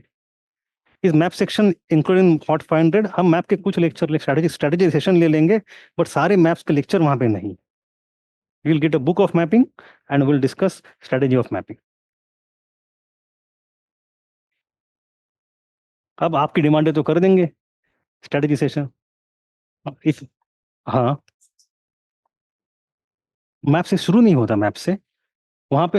हाँ हाँ हाँ, yes. Yes, thank you. Sir, how to know the Marxist perspective is every event? As you say, it was connected in some questions.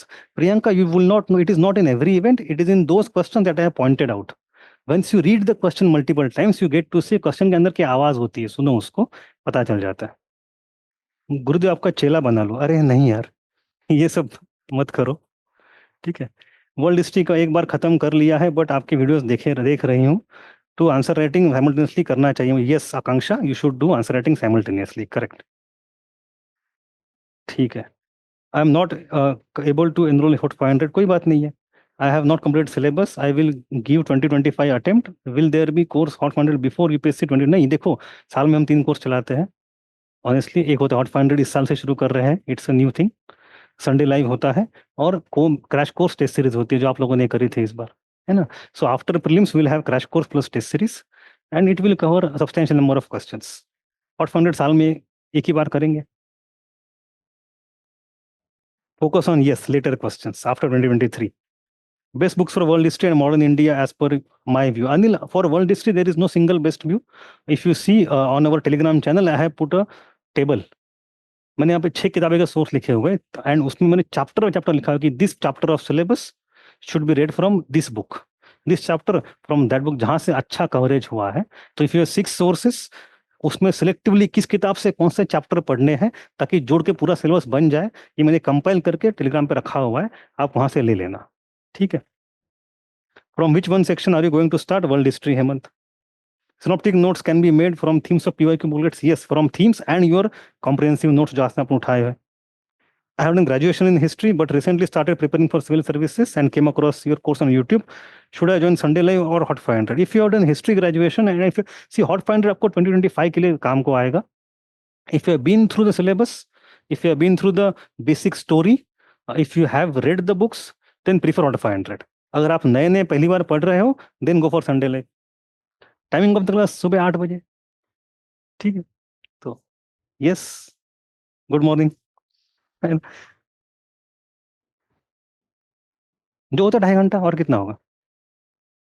Generally इस industry का norm है lecture 2.5 घंटे। आई know कि generally आपका attention span 45 minutes के ऊपर जाता नहीं है। स्कूल के लेक्चर 45 के इसलिए होते हैं, इन ह्यूमन, अगर आप साइकोलॉजी पढ़ोगे तो मैक्सिमम अटेंशन स्पैन 45 मिनट्स का हो, इसलिए टीचर बीच में जोक मारते रहते हैं ताकि आपका अटेंशन दोबारा लौट के आ जाए। बट हम 2.5 घंटा क्लास करेंगे।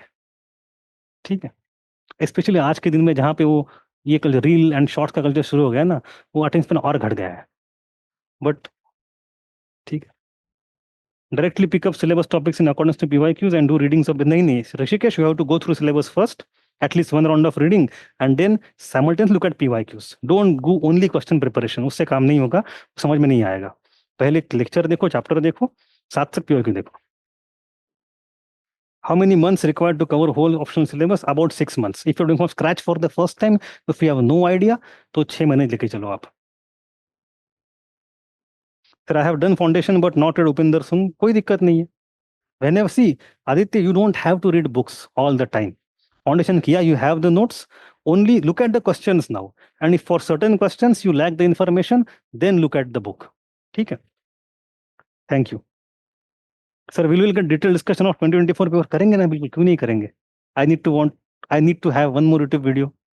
ठीक है, आजकल after Covid the world has changed, teachers are teachers less, performance more. तो अब टीचिंग परफॉर्मेंस बन रहा है, मार्केटिंग बन रहा है, क्या करें। तो जो हम क्लास के अंदर करते थे, क्लास के बाहर भी करते हैं कभी कभी। तो there will be a video of discussion of 2024, उसका तुरंत उस शाम को ना आए, क्योंकि वो इमरजेंसी वाला काम नहीं करना है। जो करेंगे डिस्कशन 2 3 3 4 बाद आ जाएगा, विद इन अ वीक वो आ जाएगा, अच्छा होगा। ठीक है, can I meet you personally Gurdeep? Yes you can, call the office. Sir you uploaded first Sunday live session on YouTube in which you have discussed about book list. Yes Maitri, correct. ठीक है, your channel course I complete होगा वहाँ। हाँ बिल्कुल गुरुदेव, आप कितनी बार कुछ student होते हैं ना, they have lot of doubts about teacher, कि भाई आदमी सही बोल रहा है झूठ बोल रहा है। तो थोड़ा सा भरोसा रखो। You don't have to trust me actually, you have to trust the videos, you go and watch the videos. वहाँ पे सारे वीडियो फिक करके आ रहे हैं। In 43 videos we finished world history, around 40 45 में एंशिएंट भी खत्म हो गया है। Now we are starting early medieval. Total there around 180 185 videos by January end, सब वीडियो वहाँ पे आ जाएंगे और वहीं पे रहेंगे। ऐसे नहीं कि आज लगा दिया कल हटा दिया, so don't worry. Sir my attempt is in 2025 when to start giving test. See ऐसे टेस्ट की बात नहीं, you start writing answers. Answer writing and test writing different चीजें होती है। पहले आंसर राइटिंग करो, फिर टेस्ट की तरफ जाओ। कैन आई सब्सक्राइब इन जनवरी? आप जब चाहे कर लो, अवेलेबल रहेगा। ठीक है, my world ancient and medieval is left, can they be completed in by December? World ancient medieval आपका अक्टूबर में 3 महीने हैं, जनवरी तक हो जाएगा मोस्टली, जनवरी एंड तक आप आराम से कर लोगे। ठीक है, answer should be in paragraph और number. Kanak, I have discussed this thing in detail in, जैसे मैम मैत्री ने बताया, in our earlier video on our channel. और संडे लाइव का जो पहला लेक्चर था, उसमें आंसर राइटिंग की क्राफ्ट मैंने वहाँ पे मैंने ये नहीं बताया जो मैंने आज बताया PYQ वाला। वहाँ पे हाउ टू राइट आंसर, उसके सारे क्वेश्चन वहाँ डिटेल में बताए गए हैं। Please watch that video. ठीक है, can we provide a target for each section to cover syllabus till January? नहीं देखो, माई कंप्यूटर नाम है आपका, तो माई कंप्यूटर देखो ये होता है ना, sometimes some aspects are easy, some are difficult. Modern India जल्दी होता है किसी का, किसी का नहीं होता है, तो depends on you also. And your and Vishal sir mapping book sir, yes. Will we get hot 500 in 2025 right? तो 25 साल का मतलब, मैं समझा नहीं कार्तिक के सवाल क्या है। कोर्स अभी शुरू होगा, 3.5 महीने चलेगा, जनवरी में खत्म हो जाएगा। ठीक है, one chapter wise history you did not mention, shall I read Upinder Singh book और नॉट? अनिल, उपिंदर सिंह, अगर आप उपिंदर सिंह के बारे में, I will prepare separate video, मैंने कई बार बोला है। I have a video already on YouTube, but the point is that don't read that book cover to cover. It's a fantastic book, I have read 20 30 times, जितनी बार पढ़ा है पता नहीं। I talk to ma'am also, उनको email भेजो, reply करती है, professor है वो। For many years, I have been sending her emails, okay, not very frequently, occasionally, and she has replied with all the query resolved. So she is a fantastic mentor and guide also. बात यहाँ पे आती है कि you cannot read book cover to cover, it is not required. उसमें बहुत सारी चीजें हैं जो हमें एग्जाम की काम की नहीं है। 1/3 of the content is required, 2/3 is not required. But अगर आपको मैं ये बताऊँ कौन सा पेज काम का है कौन सा नहीं है, इट बिकम्स टू मच। तो और सारी बुक ना पढ़े, आप क्वेश्चंस पढ़े, नोट्स अपने रखे, and if you read for specific question then it is okay. ठीक है sir, this hot 500 will come for 2026। हाँ, तो अब की बात तब होगी ना, अभी क्यों पूछ रहे हो। ठीक है, सो आई थिंक बाकी सारे जो आपके क्वेरी एडमिन वाले हैं वो एडमिन से पूछ लेना, जो एकेडमिक है मुझसे पूछ लेना यार। इग्नू से नोट्स कैसे हैं? इग्नू के नोट्स अच्छे हैं। इग्नू BA ऑनर्स के नोट्स जो है, I generally recommend for medieval India IGNOU prefer करो more than Satish Chandra any other book. For medieval prefer IGNOU, ये मेरा हमेशा कहना रहा है, they are good notes. Sir can any help Hindi medium students? अब मैं क्या करूँ, अब बताइए मुझे। मतलब we if you have any query please ask me, I will answer the query, इतना तो मैं पक्का आपके लिए कर सकता हूँ। ठीक है, Ayush you can ask this query to administration, but आप जब चाहे तब ले सकते हो, कोई दिक्कत नहीं है। I think academic queries are over, I will stop this. और कुछ हो तो पूछिए।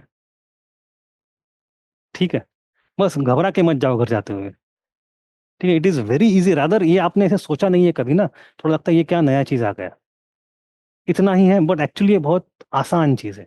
ये चश्मा आपको पहना रहा हूँ, वो चश्मा आप पहनो, चीजें will look very clearly, will help a lot. ठीक है, चलो then, thank you. Okay, bye.